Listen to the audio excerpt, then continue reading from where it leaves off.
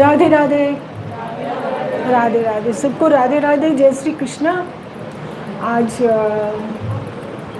व्यास जी को मेरे ख्याल इंट्रोडक्शन की कोई ज़रूरत ही नहीं है। हर बार मेरे से कहा जाता है आप इंट्रोड्यूस कीजिए, मैं मेरे पास कोई शब्द ही नहीं है इंट्रोडक्शन के। वैसे ये अभी भी आए हैं बाहर का भ्रमण करके, कनाडा से, अमेरिका से, ऑस्ट्रेलिया से, और मुझे बीच बीच में ये भेजते भी रहे हैं यूट्यूब में अपने प्रभाषण, और लोग उनसे कैसे बात कर रहे हैं। तो मुझे बड़ा आश्चर्य हुआ कि लोग इतने फंडामेंटल क्वेश्चन हिंदुइज्म पे, सनातन धर्म पर इनसे पूछ रहे हैं और ये उनको समझा रहे हैं।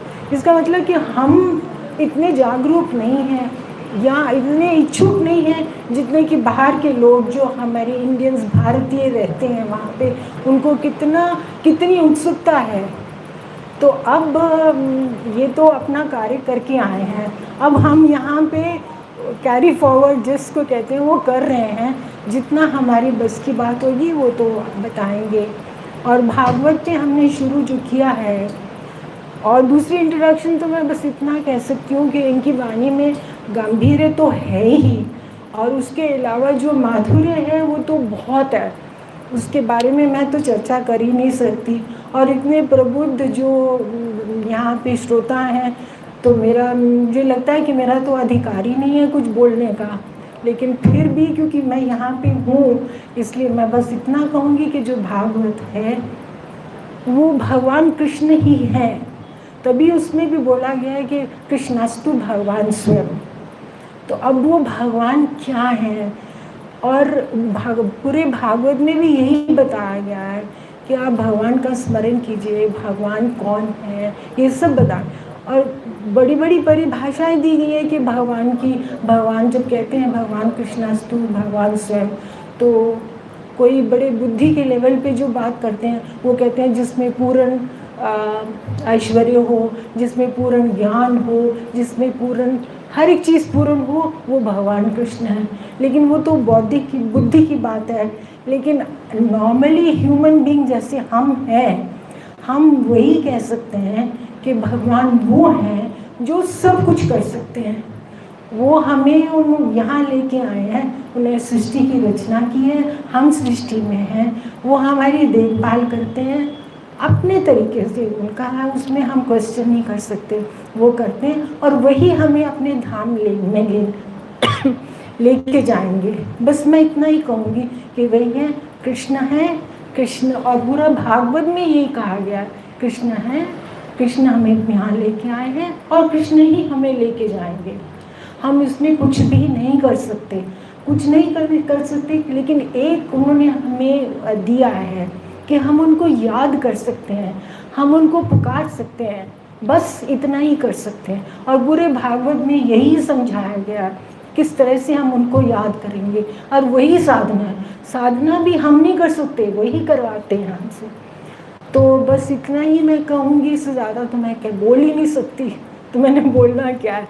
अब मैं महाराज जी से बोलूँगी, वो आपको दिशा आगे वही देंगे, और जो भी आपके थोड़े बहुत प्रश्न होंगे उनका समाधान भी वही देंगे। धन्यवाद। बस इतना ही कह सकती थी। बोल वृंदावन बिहारी लाल की जय। श्रीमद् भागवत महापुराण की, श्री सद्गुरुदेव भगवान की जय। जय जय श्री राधे। आइए एक बार पहले सब मिलकर के हरि नाम स्मरण कर लें।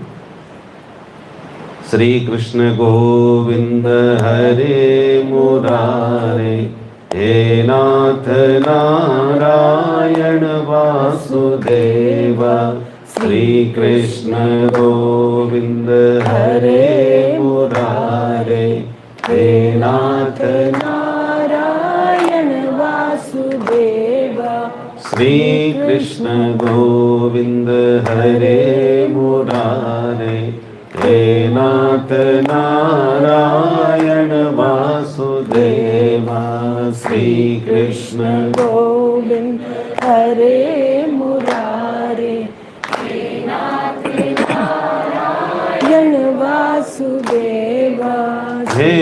नाथ नारायण वासुदेव, हे नाथ नारायण वासुदेव, हे नाथ नारायण वासुदेव, हे नाथ नारायण वासुदेव, हे नाथ नारायण वासुदेव, हे नाथ नारायण वासुदेव। श्री कृष्ण गोविंद हरे मुरारे, हे नाथ नारायण वासुदेव, श्री कृष्ण गोविंद हरे मुरारे, हे नाथ नारायण वासुदेव, हे नाथ नारायण वासुदेव, हे नाथ नारायण वासुदेव, हे नाथ नारायण वासुदेव, हे नाथ नारायण वासुदेव। बोल कृष्ण कन्हैया लाल की जय, भक्त वत्सल भगवान की जय। जय जय श्री राधे।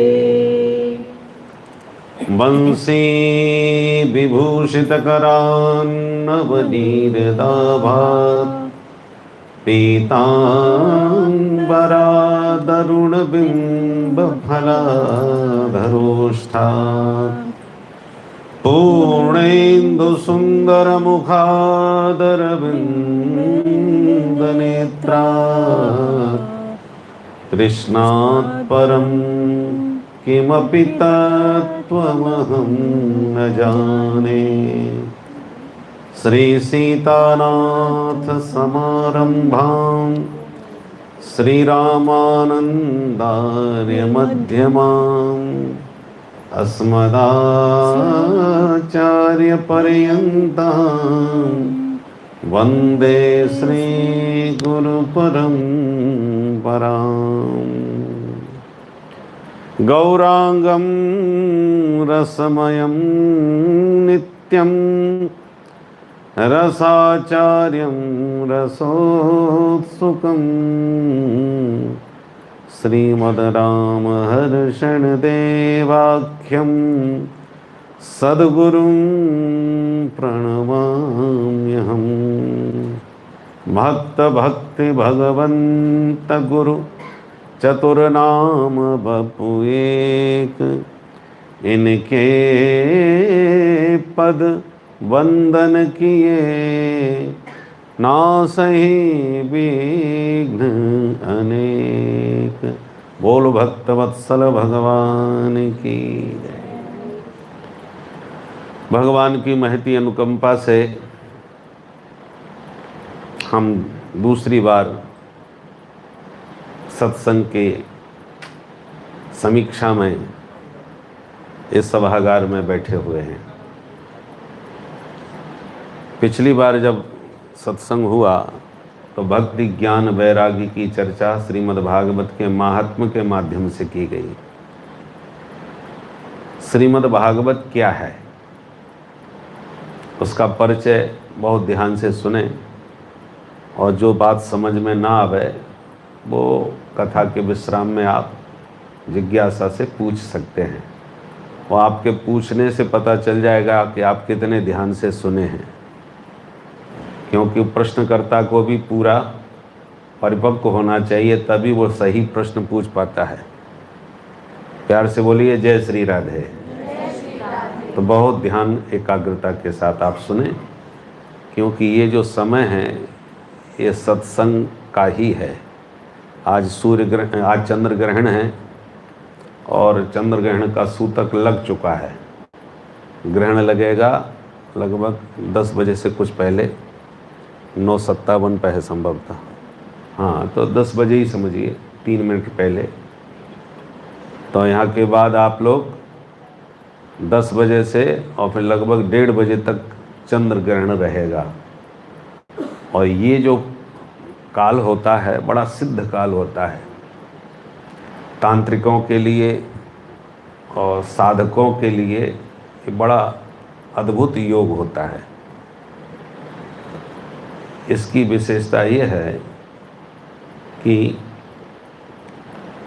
सूतक तो लग चुका है 1-1:30 बजे से, और इस समय हम लोग सूतक में हैं।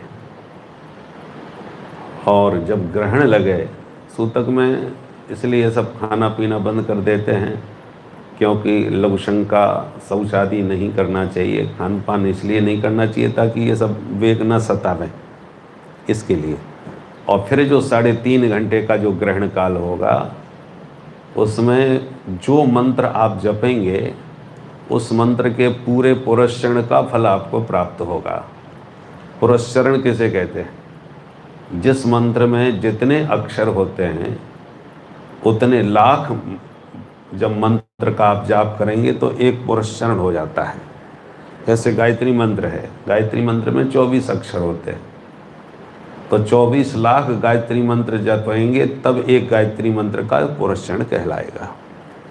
तो कोई 6 मंत्र होता है, कोई 8 मंत्र होता है, कोई 12 मंत्र होता है। तो आपने अपने गुरुदेव से जो मंत्र प्राप्त किया हो उसे आप ठीक 10 बजे से 1:30 बजे तक रात्रि में स्नान करके बैठना चाहिए। स्नान करके बैठो और मंत्र जब 1:30 बजे मोक्ष हो जाए चंद्रग्रहण का, तब पुनः स्नान करो, तो आपको उसके एक पुरस्चरण करने का पूरा फल प्राप्त होगा। इसलिए ये बड़ा सिद्ध योग है। आपको यहाँ के बाद जित शक्ति सामर्थ्य शरीर की जैसी हो उसके अनुसार करने का प्रयास करना चाहिए। जो वृद्ध हैं, जो बालक हैं, अथवा जो रोगी हैं, इन 3 लोगों के लिए छूट रहती है। उनके लिए शरीर की क्षमता को देख करके कार्य करना चाहिए। तो मैं निवेदन कर रहा था, ये सूतक काल है, इसलिए सत्संग में इसमें बहुत ज़्यादा कार्य नहीं करना चाहिए। भगवत चर्चा करो, भगवान के मंत्र का अनुष्ठान करो, यही सब कार्य किए जाते हैं। तो इसलिए आज हम लोग श्रीमद् भागवत की चर्चा इस काल में करेंगे। तो भागवत शब्द का अर्थ क्या है? भगवता प्रोक्तम भागवतम। भगवान ने जो अपनी वाणी से कहा उसका नाम है भागवत। तो भगवान ने क्या कहा? जब सृष्टि के आदि में भगवान नारायण के नाभि से कमल पहना हुआ, कमल से ब्रह्मा जी प्रकट हुए। ब्रह्मा जी ने चारों तरफ देखना चाहा तो वो चतुर्मुख हो गए। तो एक ही प्रश्न उनके भीतर जगा कि मैं कौन हूँ, मुझे किसने जन्म दिया, को हम। परंतु जब कोई दिखाई पड़े तब तो किसी से प्रश्न करें, कोई नज़र ही नहीं आ रहा। जल और वायु, इसके अलावा कुछ नहीं, हवा पानी चारों तरफ। कमल नाल में प्रविष्ट होकर के बहुत समीक्षा की, भीतर तक ब्रह्मा जी गए। कमल की जो नाल होती है, पोली होती है भीतर से, तो भीतर तक गए, कुछ भी नज़र नहीं आया। फिर वापस आए, फिर वही प्रश्न को हम। तब उन्हें केवल 2 अक्षर सुनाई पड़े, तप तप, तपस्या करो। तब ब्रह्मा जी ने कठोर तप किया और उनकी तपस्या से प्रसन्न होकर के फिर भगवान ने प्रकट रूप से दर्शन दिया। और दर्शन देने के बाद जो 4 श्लोकों में ज्ञान दिया, उसी को कहते हैं चतुश्लोकी भागवत मूल रूप से। तो चतुश्लोकी भागवत जो ब्रह्मा जी को भगवान ने सुनाई, वही चतुश्लोकी ब्रह्मा जी ने नारद जी को सुनाई। वही चतुश्लोकी नारद जी ने फिर व्यास जी को सुनाई। फिर व्यास जी ने अपने प्रिय शिष्य सुखदेव जी को 18,000 श्लोकों में विस्तार करके सुनाई। तो इसका विस्तार 4 श्लोकों से 18,000 श्लोकों में व्यास जी महाराज ने किया, बृहद रूप में। जैसे बीज छोटा सा होता है, खाद पानी ठीक से मिल जाए तो वो विशाल वृक्ष बन जाता है। ऐसे बीज रूप में श्रीमद् भागवत श्रीमन नारायण से प्रकट हुई। तो इसका मूल जो है कि श्री नारायण के मुखारविंद से हुआ है, इसलिए नाम पड़ा भागवत, अर्थात भगवता प्रोक्तम। भगवान ने जिसे सर्वप्रथम कहा उसका नाम भागवत। वही परंपरा से व्यास जी को मिला। व्यास जी ने फिर विस्तार करके सुखदेव जी को दिया, फिर सुखदेव जी ने परीक्षित को सुनाया, और उसके बाद से ये भागवत की परंपरा शिष्य प्रशिष्य परंपरा से आगे बढ़ती चली गई। प्यार से बोलो जय श्री राधे। दूसरा अर्थ है भागवतानाम चरितम भागवतम। भगवान के भक्तों को भागवत कहते हैं, अर्थात भक्त का ही पर्यायवाची शब्द है भागवत। भक्तमाल कहो या भागवत कहो, भागवतानाम चरितम, भगवान के भक्तों को भागवत कहते हैं। वो अमुक संत परम भागवत हैं, माने भगवान के भक्त हैं। तो श्रीमद् भागवत में भगवान से भी श्रेष्ठ भगवान के भक्तों की महिमा गाई गई है। यदि इसमें सिर्फ भगवान की महिमा होती तो इसका नाम होता भगवत पुराण, और भगवत पुराण नहीं कहते इसको, भागवत पुराण कहते हैं। भगवत माने भगवान, और जो भगवान के पूरी तरह बन चुके हैं, हो चुके हैं, उन भक्तों को कहते हैं भागवत। तो भागवतानाम चरितम, इसमें भगवान के भक्तों का चरित्र भगवान से भी बढ़ चढ़ करके है, इसलिए इसका नाम भागवत पुराण है।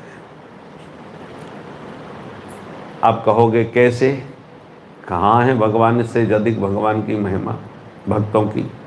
तो देखिए भागवत में ध्रुव जी का चरित्र देखिए। ध्रुव जी को साक्षात भगवान का दर्शन हो गया नारद जी की कृपा से, 5 वर्ष की उम्र में हो गए। और मन में जो कामना थी,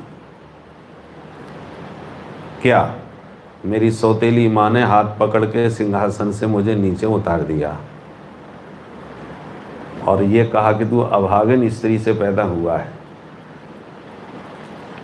और इस सिंहासन पर बैठने के लिए मेरा बेटा होना जरूरी है, मेरी जैसी भाग्यशालिनी स्त्री का पुत्र बन के ही तू बैठ सकता है। तो उनके मन में ये बात चुभ गई कि एक दिन इसी सिंहासन पर मैं अपनी सौतेली माँ को बैठ के दिखाऊंगा। तो सिंहासन पर बैठना एक कामना, वो वासना उनके चित्त में चिपकी हुई थी।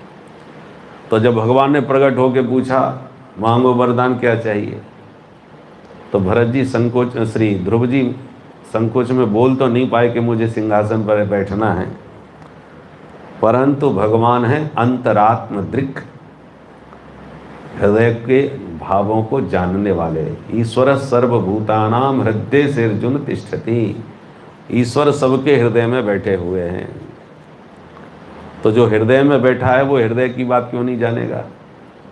तो हम भीतर जो भी कुछ सोचते हैं, विचार करते हैं, वो सब नोट करते हैं भगवान बैठे बैठे कि तुम भीतर क्या चल रहा है तुम्हारे। इसलिए भगवान के यहाँ वाणी से बहुत स्तुति करने का महत्व नहीं है, जो बोलो हृदय से बोलो, क्योंकि वो हृदय में बैठा सब सुन रहा है, देख रहा है।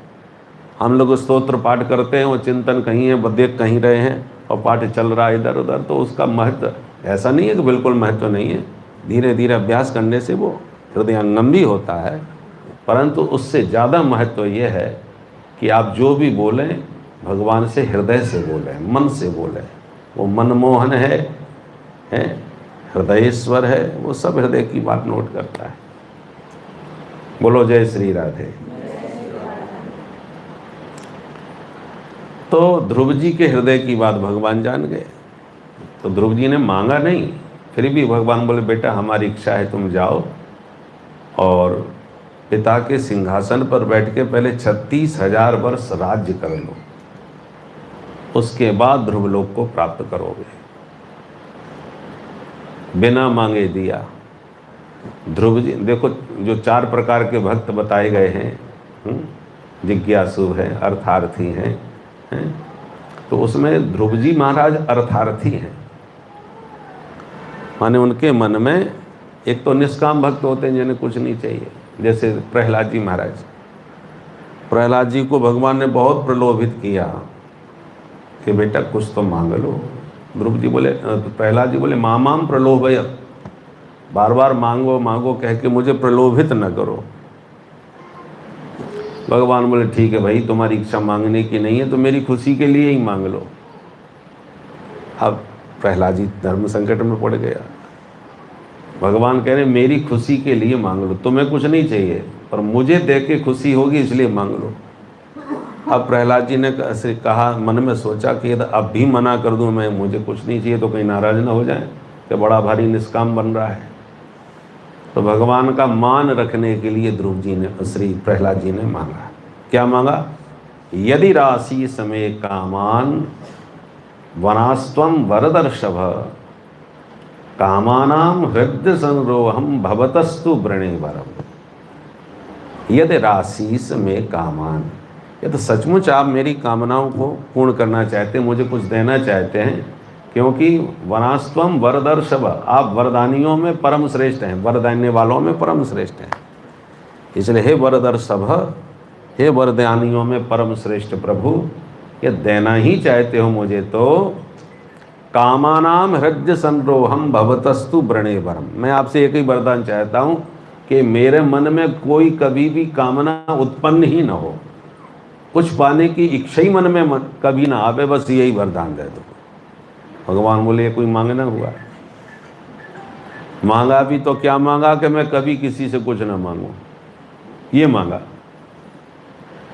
तो इतना प्रलोभित करने पर भी ध्रुव जी ने कुछ नहीं मांगा, वरदान मांगते हुए भी कुछ नहीं मांगा।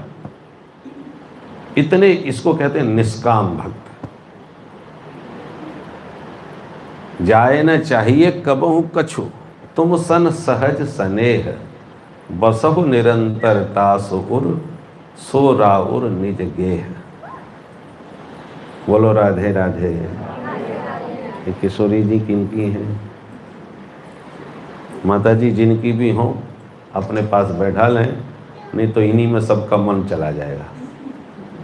हाँ? और हमारा भी मन इनमें चला जाएगा।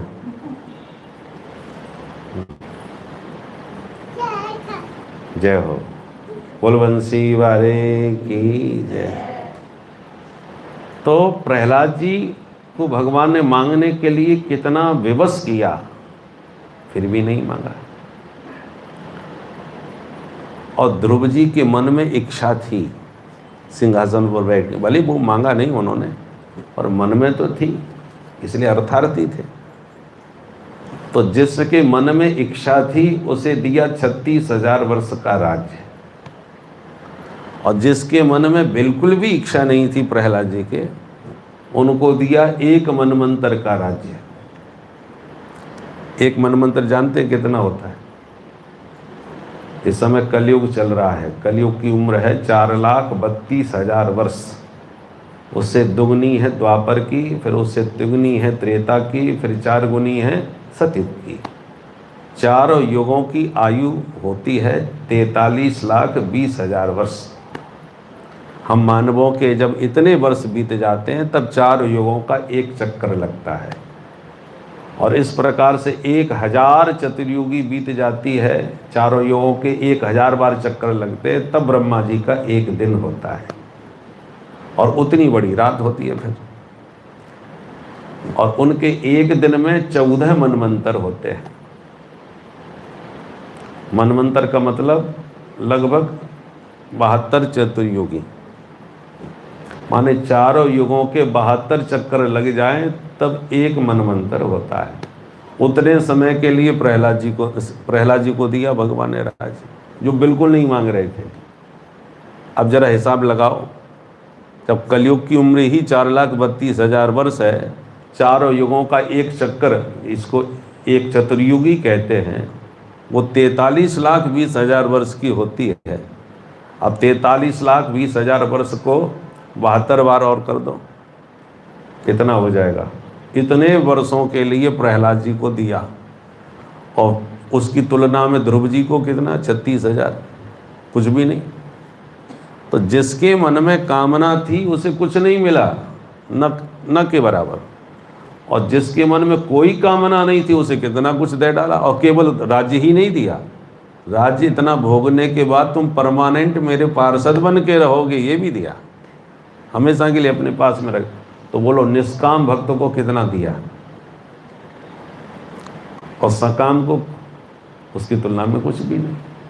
आप सम्राट के दरबार में जाए कोई गरीब से गरीब किसान, और सम्राट कहे मांगो तुम्हें क्या चाहिए, तो एक गरीब किसान क्या मांगेगा? बढ़िया ट्रैक्टर दे दो, खेती करने के काम आएगा। 4-5 बीघा ज़मीन दे दो, मेरे पास तो अपनी कोई ज़मीन है नहीं, 10-50 बीघा कितना मांग ले बस। और वो सम्राट से कहे तुम्हें जो उचित लगे वो दे दो।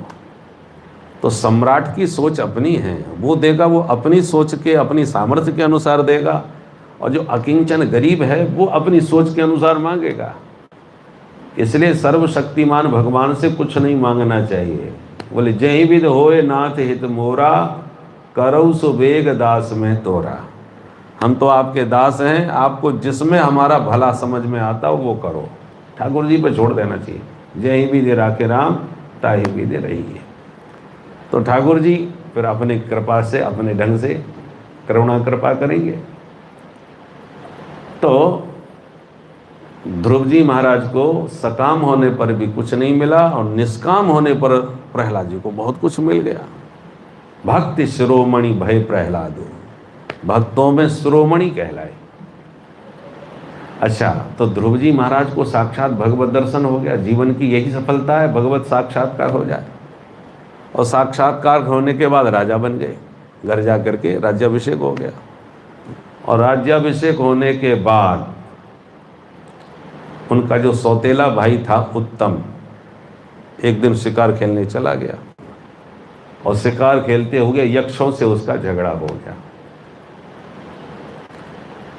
और यक्षों से जब झगड़ा हुआ तो यक्षों से युद्ध छिड़ गया उनका। और उस युद्ध में यक्षों ने उत्तम को मार डाला, उसकी हत्या कर दी। ध्रुव जी को ये पता चला कि मेरे भाई की हत्या हो गई। किसने करी? बोले यक्षों ने करी। तो क्रोध में भर गए। क्रोध में भरे तो आक्रमण कर दिया यक्षों के ऊपर। यक्षों के राजा हैं कुबेर, यक्षपति। तो कुबेर के जितने यक्ष थे लाखों की संख्या में ध्रुव जी ने मार डाले। भयंकर युद्ध हुआ, सभी यक्षों ने मिलकर हमला किया, बहुत मारकाट मची। युद्ध तो युद्ध होता है हमारे। परंतु उस युद्ध को रोकने के लिए फिर ध्रुव जी के ही पूर्वज मनु महाराज प्रकट हुए और ध्रुव जी को रोका। अलम वत्सातिरोषेण तमोद्वारेण पापनाम। बेटा बस करो, बहुत हत्या कर दी तुमने। क्रोध पाप का मूल है। तुम क्रोध में अंधे होकर के निरपराधी यक्षों को मारे जा रहे हो। ध्रुव जी ने कहा ये निरपराधी कैसे, इन्होंने मेरे भैया को मारा। तब मनु महाराज ने कहा बेटा, एक जैसे शिकार खेलने गया था, उसने एक पशु पर तीर चलाया वन गोचर पर, और वही तीर उसी वक्त एक यक्ष ने चलाया और दोनों का तीर एक साथ एक पशु पर लगा। तो दोनों अपना अपना अधिकार मानने लगे, इसको मैंने मारा, ये मेरा है, वो मेरा है। इसी बात पर झगड़ा हो गया। तो एक यक्ष का आपसी झगड़ा था और तुमने उस एक के बदले में न जाने कितनों को निपटा दिया। तो क्रोध में पागल होकर के तुमने और जितने जो बाकी यक्षों को मारा वो तो यक्ष जाति के होने के नाते मारा। किसी ने किसी की हत्या कर दी तो वो जिस जाति का है उस सारी जाति को ही निपटा दोगे क्या आप? तो पागलपन है। इसलिए अलम, अलम माने बस करो, बहुत हो गया। तुम वैष्णव हो, भगवान के भक्त हो, तुमने साक्षात भगवान का दर्शन किया है। तब मनु महाराज 12 महाभागवतों में एक हैं। 12 वैष्णव परम भक्त जो 12 महाभागवत कहे जाते हैं। वैष्णवों में 12 अंक का बड़ा महत्व होता है। 12 का अंक, 12 अक्षर मंत्र, ओम नमो भगवते वासुदेवाय। इसी 12 अक्षर मंत्र का जाप करके मनु शत्रुपा को नैमिषारण्य में सीताराम जी का दर्शन हुआ था।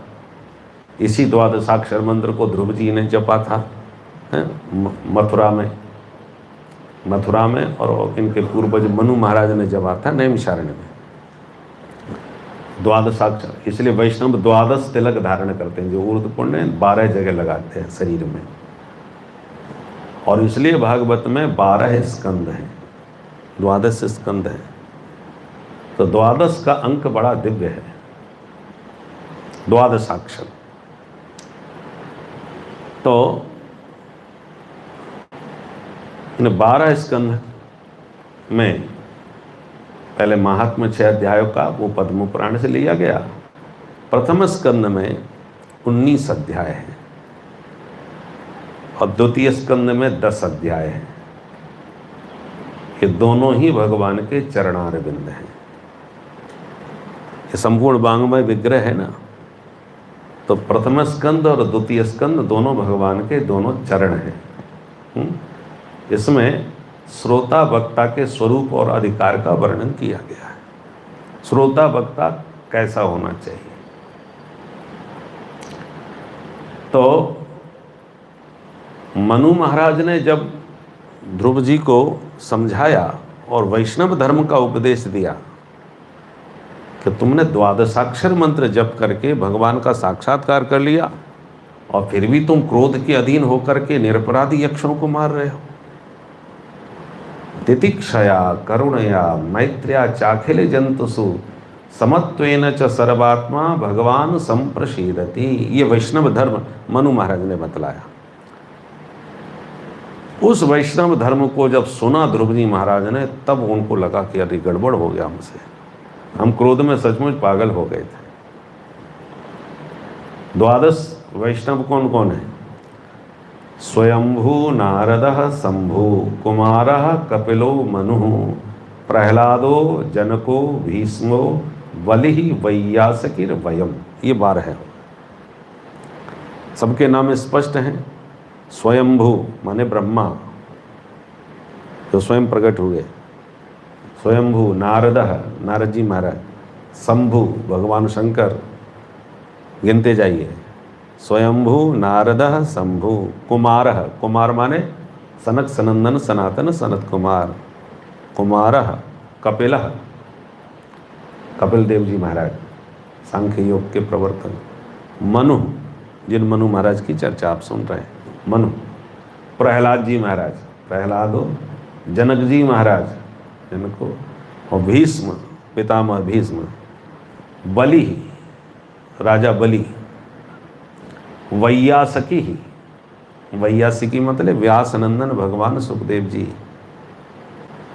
वैयासकी व्यास पुत्र, वैयासकी माने सुखदेव जी महाराज। और वयम कह करके यमराज जी कहते हैं, यमराज के मुख से निकला है ये अजामिलोपाख्यान में। यमराज कहते हैं वयम 12वां नंबर मेरा भी है। मैं भी 12 भागवतों में सबसे अंत में आता हूँ। जो महापुरुष होते हैं वो अपना नाम बाद में ही लेते हैं। जैसे हमारी सविता जी हैं, सबको महत्व आगे आगे देंगे, काम स्वयं करेंगी, सारी टेंशन स्वयं लेंगी, सबको जुटाएंगी। बाद में बताना भी हो परिचय तो अब इसमें छोटे से कार्यकर्ता हम भी हैं, बाकी तो सब ये लोग संभालते हैं। तो ये वैष्णवता का स्वरूप है। तो यमराज भी परम वैष्णव है, इसलिए सबके नाम गिनाने के बाद सबसे अंत में कहते हैं वयम, 12वां नंबर हमारा भी है। ये 12 परम भागवत है।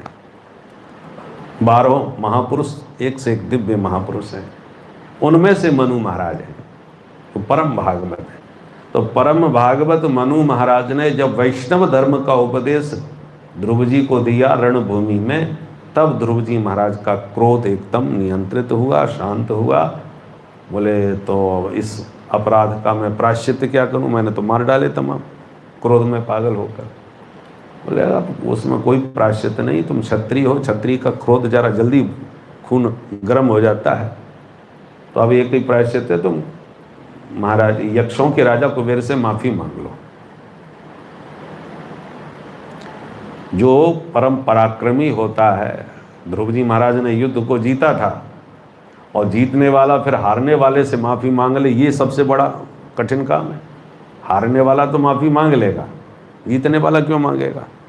तो क्षत्रिय थे, युद्ध को जीत भी लिया था, यक्षों को पराजित भी कर दिया था, और वैष्णव धर्म का उपदेश सुनने के बाद कुबेर से माफ़ी मांग ली। तो कुबेर गदगद हो गए, सारा बैर खत्म हो गया। और कुबेर ने कहा न भवान अवदीत यक्षान न यक्षा भ्रातरम तव। आपने हमारे यक्षों को नहीं मारा और न हमारे यक्षों ने आपके भैया को मारा।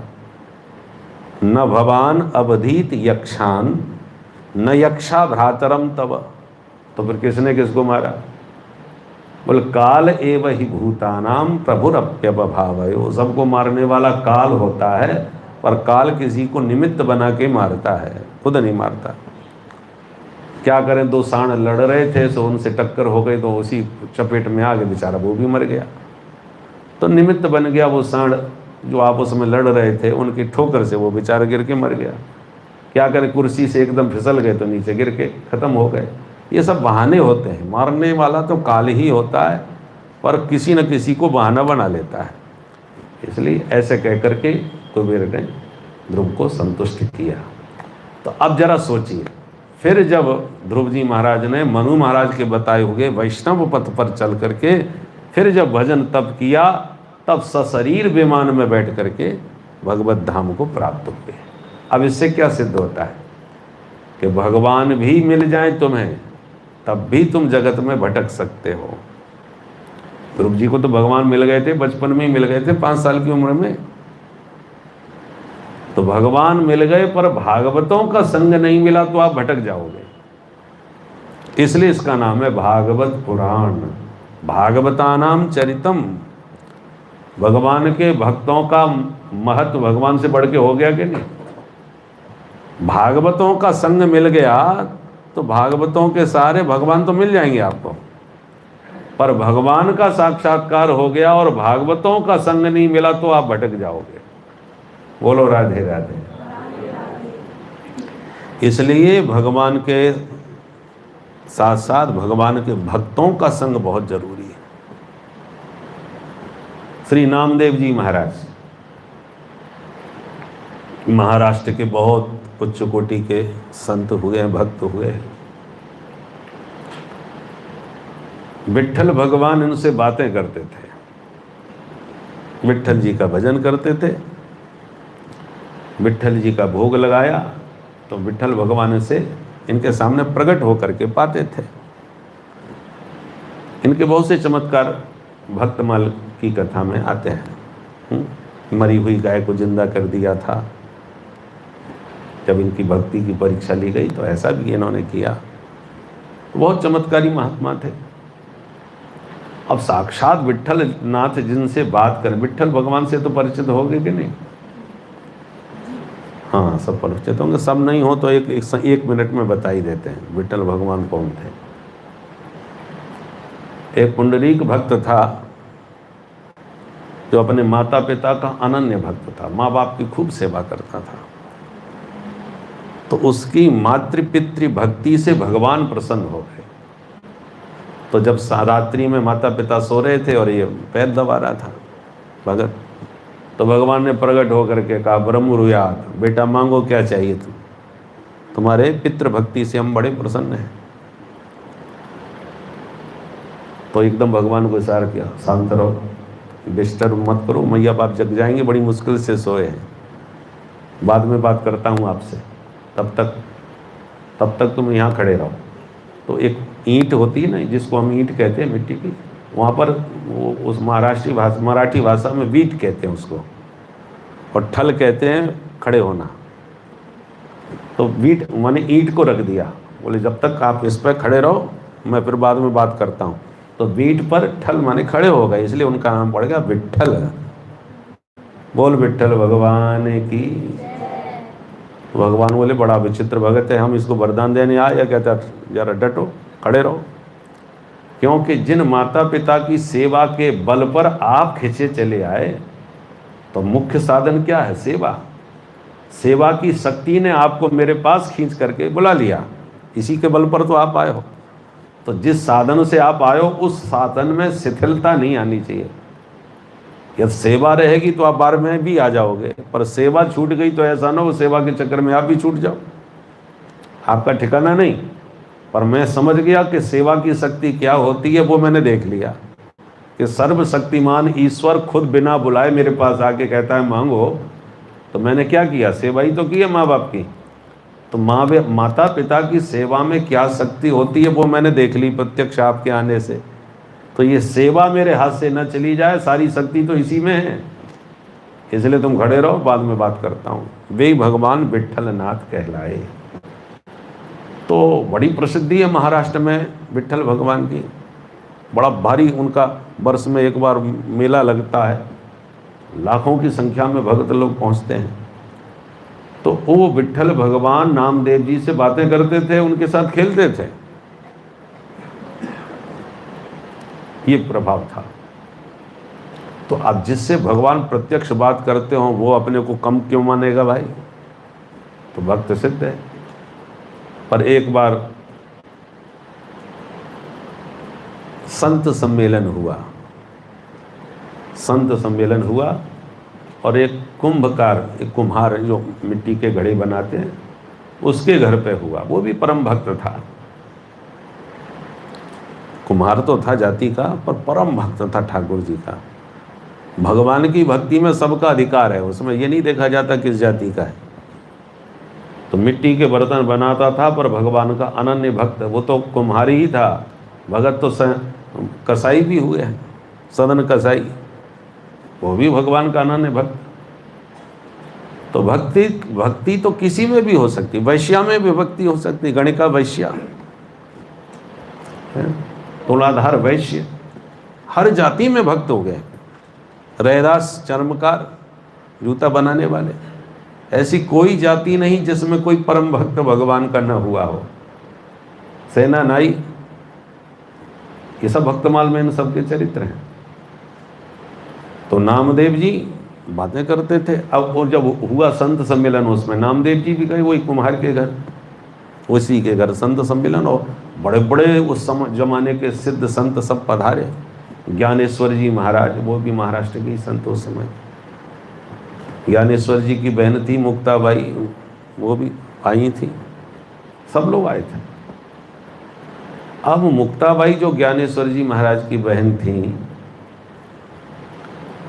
वो जो एक कुम्हार जो मटके बनाते हैं ना, तो भीतर हाथ सहाय दे बाहर मारे चोट, ये टेढ़ा मेढ़ा हो तो उसको चोट थप्पी मार मार के उसको ठीक करते हैं, सुडौल बनाते हैं खड़े को, उसको थापी कहते हैं। थापी काठ की होती है, ऐसे थप थप करके उसको ठीक किया जाता है। तो थापी रखी थी, तो मुक्ताबाई ने उठा ली, ये क्या है? बोले इससे घड़े को सुडौल बनाया जाता है, ऐसे बता दिया किसी ने। बोले अच्छा, इससे घड़े की परख की जाती है, घड़े में कोई कमी हो तो ठीक किया जाता है। बोले अच्छा। तो अब जितने महात्मा बैठे थे, मुक्ताबाई उनकी खोपड़ी ठोक करके, ये कच्चा है कि पक्का, ऐसे घड़ा बजाने लगी सब।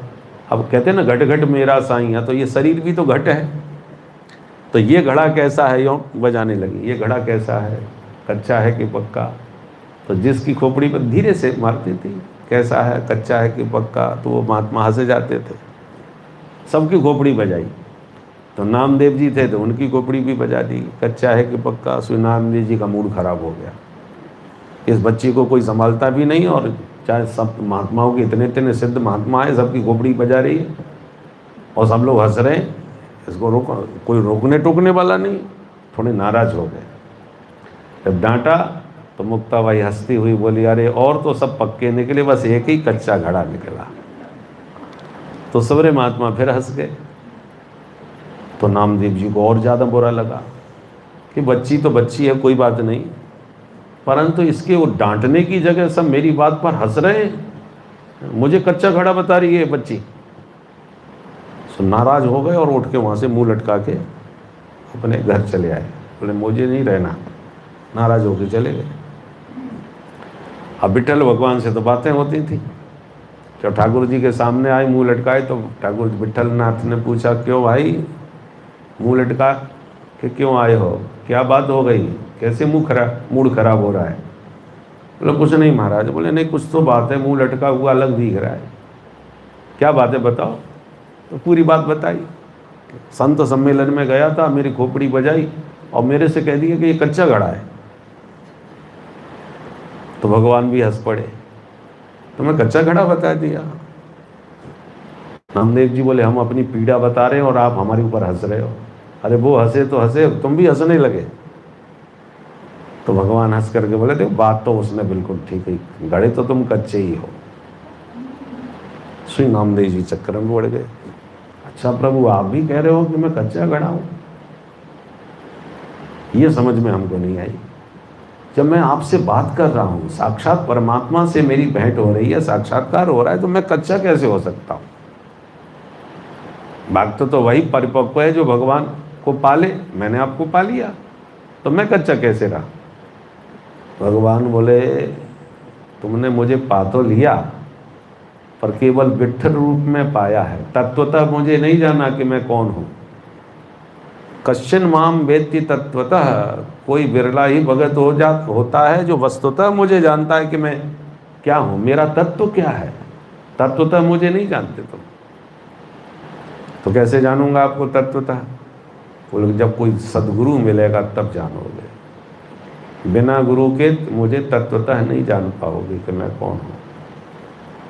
भगवान को देखने वाले तो बहुत हैं, भगवान आपके सामने भी आ जाएं, आप मिल भी लो, पर तत्वतः उनको नहीं जाना तो मिलना न मिलना बराबर है। क्या दुर्योधन को भगवान कृष्ण नहीं मिले थे क्या? पर वो छलिया कहता था, बांधने की कोशिश किया, पकड़ लो इसको, पांडवों का पक्षधर है, बांध लो इसे। तो भगवान को तो सबने देखा, पर तत्वतः श्री कृष्ण कौन है ये कोई कोई ही जान पाया, सब नहीं जान पाए। इसलिए आंखों से देखना अलग बात है, और तत्वतः उस स्वरूप को, प्रभु को जानना, वो अलग बात होती है। और वो तभी जान पाओगे जब कोई सदगुरु मिलेगा। नामदेव जी को ये बात कुछ गले नहीं उतर रही थी कि गुरु बनाए जाते हैं भगवान से मिलाने के लिए। गुरु बनाओ तो गुरु भगवान से मिला देते हैं, ऐसे ही कहा जाता है।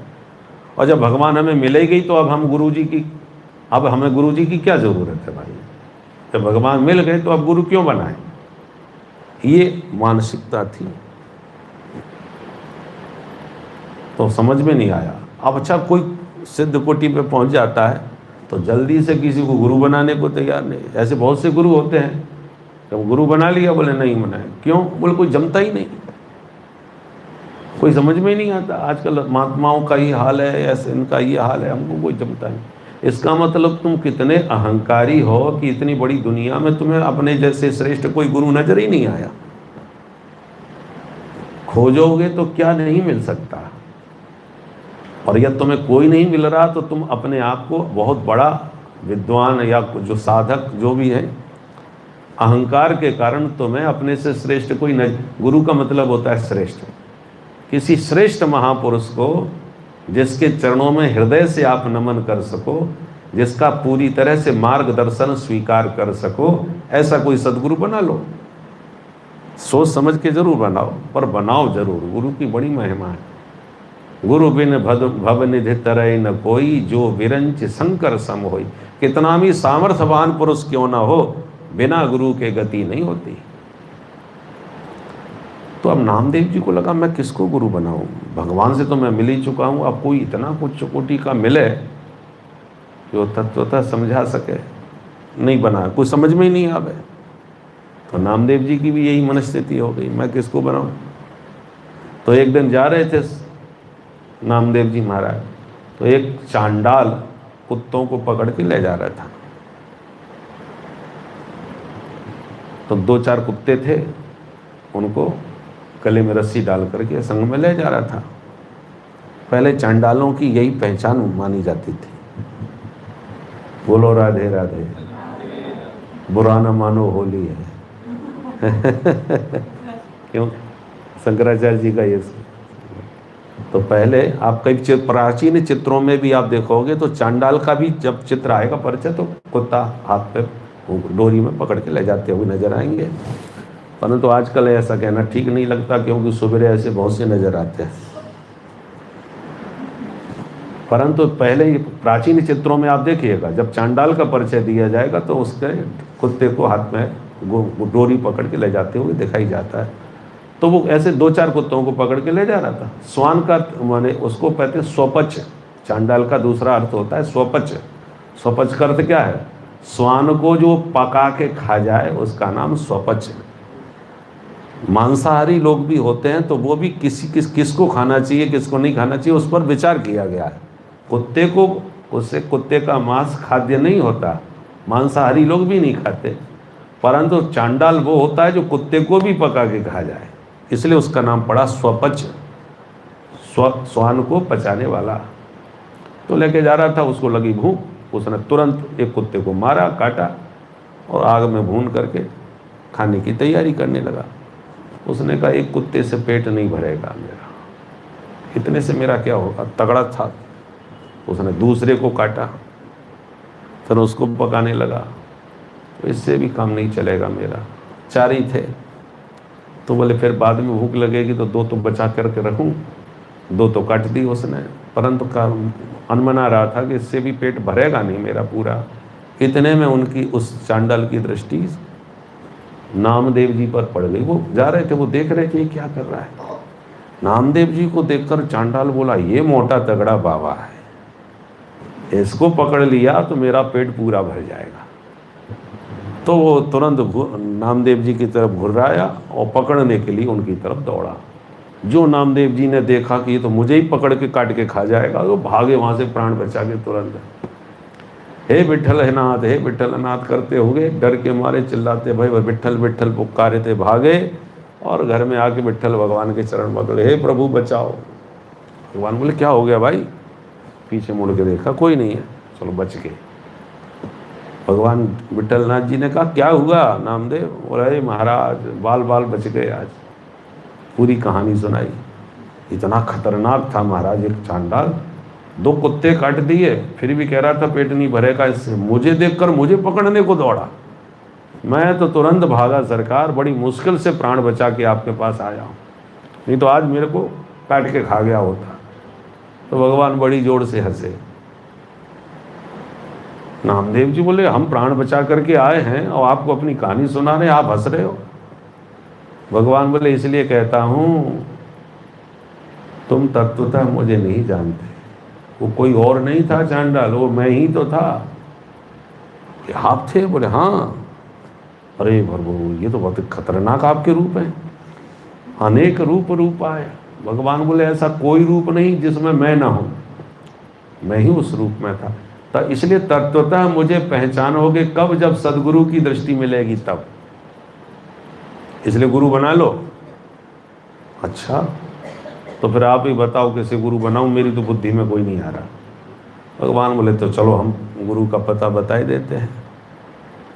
तो भगवान ने स्थान बताया कि एक शिवालय है, शिव मंदिर, वहाँ पर एक महात्मा बहुत उच्च कोटि के सिद्ध हैं, उनका नाम है विशोबा जी महाराज, बहुत उच्च कोटि के संत हैं, आप उनको गुरु बनाओ। भगवान ने एड्रेस दिया है तो अब तो कोई दुविधाजनक बात तो रही नहीं कि उनकी परीक्षा लेने की तो ज़रूरत नहीं। ठाकुर जी कह रहे हैं तो चलो उन्हीं को गुरु बना लेते हैं, मंत्र ले आएंगे। चले गए, खोजते खोजते जब शिवालय में पहुँचे, शिव मंदिर के भीतर गए तो विशोबा जी महाराज लेटे हुए थे, शिव मंदिर में लेटे हुए थे और पैर थे शंकर बाबा की तरफ, भोले बाबा का जो शिवलिंग था उसकी तरफ पैर पसार करके लेटे हुए थे। तो नामदेव जी का मूड खराब हुआ, ठाकुर जी की तरफ पैर पसार करके बाबा जी लेटे हुए हैं और भगवान ने कहा इनसे मंत्र लेना, ये कोई तरीका होता है? ठाकुर जी की तरफ कभी पैर नहीं पसारना चाहिए, या ठाकुर जी की तरफ ही नहीं, कोई भी श्रेष्ठ महापुरुष बैठा हो। बहुत से लोग कथाओं में हम देखते हैं पैर पसार करके व्यास गद्दी की तरफ बैठ जाते हैं, ये अपराध होता है। कोई भी विशिष्ट महापुरुष बैठा हो, संत महापुरुष हो, तो उनकी तरफ पैर नहीं पसारना चाहिए। कई बातें होती हैं जो वैष्णवों की संगति में रहने से ही सीखने में आती हैं, वैसे कोई सिखाया पढ़ाया तो जाता नहीं विद्यालयों में। जैसे एक हाथ से पैर छूना, ये भी अपराध होता है, सारे पुण्य नष्ट होते हैं इससे। पर ज़्यादातर लोग एक हाथ से ही पैर छूते हैं, बस घुटनों से स्पर्श किया या चरण से स्पर्श किया लगा।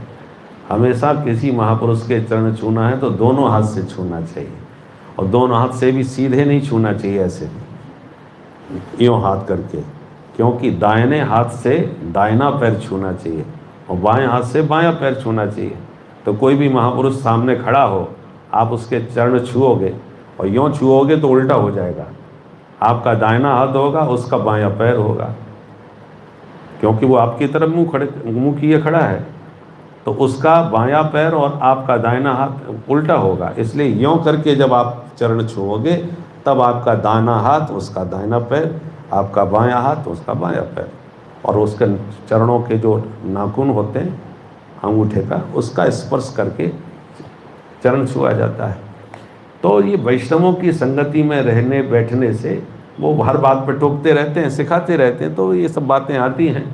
अन्यथा तो ठाकुर जी की तरफ पैर करके बाबा जी लेटे हुए हैं और इनको गुरु बनाने के लिए कह दिया, हमारी कहे तो श्रद्धा ही खत्म हो गई इनके देखने से। परंतु ठाकुर जी ने भेजा है तो अब मैं उसमें प्रश्न भी नहीं कर सकता, इनमें कमी भी नहीं निकाल सकता। ठाकुर जी ने ही जब निर्णय ले दिया कि इनसे दीक्षा लो, फिर भी मन नहीं माना तो आके प्रणाम किया, महाराज जी दंडोत, खुश रहो बेटा। बोले महाराज एक बात बताओ, इतना बड़ा ये शिवालय है, इधर उधर कहीं भी पैर पसार लेते, तुमने ठाकुर जी की तरफ, भोले बाबा की तरफ पैर पसार के क्यों लेटे हो? तो विश्वभा जी महाराज जो लेटे हुए थे बोले भैया तो हमारा पैर हटा दो, बूढ़े आदमी हैं, जहाँ भोले बाबा ना हो उधर कर दो हमारा पैर। और ठीक है, तो पैर महाराज जी का पैर पकड़ के यूँ घुमा दिया, तो यूँ जैसे ही घुमाया वो शिव जी उधर ही घूम गए, चारों तरफ जहाँ जहाँ घुमाया मैं भोले बाबा उधर ही घूम करके पहुँचा, माने वो शिवालय जो था शिव पिंडी उधर ही। तब समझ में आ गया, अरे ये तो कोई सिद्ध, कोई सच में ही सिद्ध महात्मा ठाकुर जी ने कहा है, इनको तो सर्वत सिया राम मैं सब जगह जानी, तो सारे जगत में उसी तत्व को कण कण में देखता हो, उसके लिए तो सब शिवालय है। तब चरणों में प्रणाम करके फिर उनसे मंत्र दीक्षा विधिवत ली। उन्हीं नामदेव जी ने जब मंत्र दीक्षा ले ली और जब गुरुदेव की कृपा उनकी दृष्टि में आई, तब फिर उनको सब में अपने विट्ठल का दर्शन होने लगा। और उसके बाद जब उन्होंने एक बार भोजन बनाते समय विट्ठल नाथ जी का भोग लगाने के लिए रखे, टिक्कर रोटी बना दी, परंतु घी की कटोरी लेने भीतर से गए कि चिपड़ के फिर भोग लगाऊं, और घी की कटोरी लेके जैसे गए तब तक एक कुत्ता आया और सारी रोटी मुंह में दबा के भाग लिया। कुत्ता जैसी रोटी लेके मुंह में भागा और विट्ठल श्री नामदेव जी घी की कटोरी लेके कुत्ते के पीछे भागे। वाह प्रभु विट्ठलनाथ, इस रूप में भोग लगा रहे हो, जरा घी से चुपड़ के ही रोटी खाओ, और रूखी रूखी रोटी क्यों खा रहे हो? आपकी कृपा से घी है मेरे पास, जरा चुपड़ के भोग लगाओ। तब विट्ठल भगवान प्रकट हो गए, बोले अब तुम्हारी दृष्टि में सर्वत्र मेरा दर्शन की भावना आ गई। और ऐसे फिर कई चमत्कार उनके हो गए। एक बार रात एक जगह नाम संकीर्तन हो रहा था, तालाब पास में था, संयोग से प्यास लगी, रात को 2 बजे, पानी की बूंद नहीं। अरे ये क्या हुआ, पानी की व्यवस्था नहीं करी और सबको तेज प्यास लगने लगी। तो बोले तालाब पास में ही है, पानी भरना भूल गए बस। तो बोले जाओ भर लाओ। बोले रात के 2 बज रहे हैं और वहाँ पर एक भयंकर भूत रहता है, कईयों को देख चुका है, कईयों को मार चुका है, कौन जाए रात के 2 बजे वहाँ? हम तो अब कोई भी जाने को तैयार नहीं, कीर्तन तो सब कर रहे हैं, पर भूत से टक्कर लेने को तालाब में कौन जाए? नामदेव जी से कहा अरे आप चले जाओ। बोले अच्छा चले जाते हैं। उठाया अपना घड़ा ले करके चले गए पानी भरने के लिए। जैसे तालाब में पानी भरा, भूत सामने आके प्रकट हो गया, लंबे चौड़े हाथ पैर, और जैसे भूत ने अपना भयंकर रूप प्रकट किया और नामदेव जी तुरंत वहीं नाचने लगे। भले बने हो लम्बकनाथ, बड़े बने हो लम्बकनाथ, जोजन भर के तुमरे हाथ, भले विराजे लम्बकनाथ। ऐसे करके उन्होंने बहुत बढ़िया कीर्तन किया कि वाह प्रभु आपके विचित्र रूप देखे, पर इतने लंबे चौड़े हाथ पैर वाला रूप आपका मैंने पहली बार देखा है, बहुत प्यारे लग रहे हो। नाचने लगे, कोई डर भय नहीं। ये दृष्टि गुरु कृपा से मिली कि भूत में भी भगवान दिख रहे हैं, कुत्ते में भी भगवान दिख रहे हैं, अब तो चांडाल में भी भगवान का दर्शन होने लगा। गीता में भगवान कहते हैं अश्व चांडाल सब में जो मेरे तत्व का दर्शन करे, ऐसा कोई तत्ववेता गिने चुने कोई महापुरुष होते हैं। तो कहने का तात्पर्य यह है कि गुरु के द्वारा ही वो दृष्टि प्राप्त होती है जिससे आप तत्वतः परमात्मा को जान सकें। नहीं तो भगवान को देखने वाले तो तमाम होते हैं, भगवान के जितने अवतार हुए सबने भगवान को देखा, पर जानने वाले, भगवत तत्व के रूप में जानने वाले गिने चुने ही भगवान को पहचान पाते हैं। तो इसको कहते हैं भागवत। जो भगवान को तत्वतः जान ले उसको भागवत कहते हैं। और ऐसे महाभागवत 12 हैं जिनके नाम मैंने अभी गिनाए। उनमें से एक है मनु महाराज। जो मनु महाराज ने भागवत धर्म का उपदेश ध्रुव जी को दिया, तब ध्रुव जी को तत्वतः भगवान का दर्शन हुआ। तो भगवान को प्रकट रूप से तो ध्रुव जी ने देख लिया था 5 वर्ष की उम्र में, पर भागवतों का संग नहीं मिला तो भटक गए, क्रोध के अधीन हो गए। परंतु जब परम भागवत मनु महाराज का वैष्णव धर्म उपदेश सुना, तब वो तत्वतः भगवान को जान गए। इससे क्या सिद्ध हुआ? भगवान भी मिल जाएं तो भी आप भटक सकते हो। इसलिए भगवान के भक्तों का संग कभी नहीं छोड़ना चाहिए। भक्तों का संग मिलता रहेगा तो भगवान मिल जाएंगे, और भगवान मिल गए और भक्त नहीं मिले तो मिले हुए भगवान को भी आप खो दोगे, नहीं पहचान पाओगे। जैसे कि किसी को बढ़िया मणि का पत्थर मिल गया, कई मणि होती हैं जो पत्थर, मणि का मतलब पत्थर ही है। हीरा मिल गया किसी को, मणि को छोड़ो, हीरा मिल गया, पर आपको हीरा की परख नहीं है, तो आपकी दृष्टि में तो बढ़िया सा चमकीला पत्थर है बस। अब पत्थर मान के आप उससे खेल रहे हो, या उसका कहीं भी आपकी दृष्टि में उसका कोई मूल्य नहीं है पत्थर के अलावा। पर जब किसी ने आपको बताया कि अरे भाई ये सामान्य पत्थर नहीं है, ये हीरा है, हीरा, इतना बड़ा हीरा, और जब हीरे का मूल्य पता चला कि ये इतना कीमती है मार्केट में, तब आपकी दृष्टि और स्वरूप सा उसके प्रति श्रद्धा पूरी बदल जाएगी। था तो पहले भी था, वही था, पर वो आपकी दृष्टि में पत्थर था। उसी प्रकार तत्वतः ईश्वर का स्वरूप कोई सद्गुरु ही समझाएगा। इसलिए बिना गुरु के गति नहीं हो सकती। तो भागवतानाम चरितम भागवतम, अर्थात भगवान के भक्तों का चरित्र भगवान से भी बढ़ कर के जहाँ बताया गया हो, उसका नाम है भागवत महापुराण। तो ऐसा ही है। और इस प्रकार से और भी संदर्भ में, जैसे प्रचेतागण हो गए, प्राचीन बरही के पुत्र 10 प्रचेतागण हो गए। इन्होंने तप किया तो भगवान शंकर ने प्रकट होकर के इनको दर्शन दिया, और भगवान शंकर ने गीत गाया, उसको कहते हैं भागवत में रुद्र गीत, चतुर्थ स्कंध में है। उस रुद्र गीत को सुना प्रचेतागणों ने, तो हर के दर्शन हो गए। शंकर जी का रुद्र गीत शंकर जी के मुख से प्रचेतागणों ने सुना, और फिर जब तपस्या और आगे की तो फिर हरि ने प्रकट होकर दर्शन दिया नारद जी की कृपा से। तो कहने का मतलब हरि और हर दोनों का दर्शन प्राप्त किया, और दोनों का दर्शन करने के बाद में भी जब प्रचेतागण चले अपने घर की तरफ, दोनों के दर्शन करने के बाद, तो सारी उस समय पृथ्वी तमाम वृक्षों से आच्छादित थी। इतने वृक्ष थे पृथ्वी में, वन ही वन थे चारों तरफ। तो इनको चलने में बड़ी दिक्कत आवे, चल ना पावे, इतने घने जंगल वृक्षावली। तो इनको क्रोध आ गया, प्रचेतागणों को क्रोध आया और वृक्षों को जलाना, काटना, जलाना चालू कर दिया। सारी वृक्षावली वनस्पति को एकदम भस्म करना चालू कर दिया। तब नारद जी ने टोका, गलत कर रहे हैं आप, प्रकृति भी परमात्मा का स्वरूप है, आप क्रोध में पागल होकर के इसको नष्ट कर रहे हो, सारा प्रकृति का संतुलन बिगड़ जाएगा।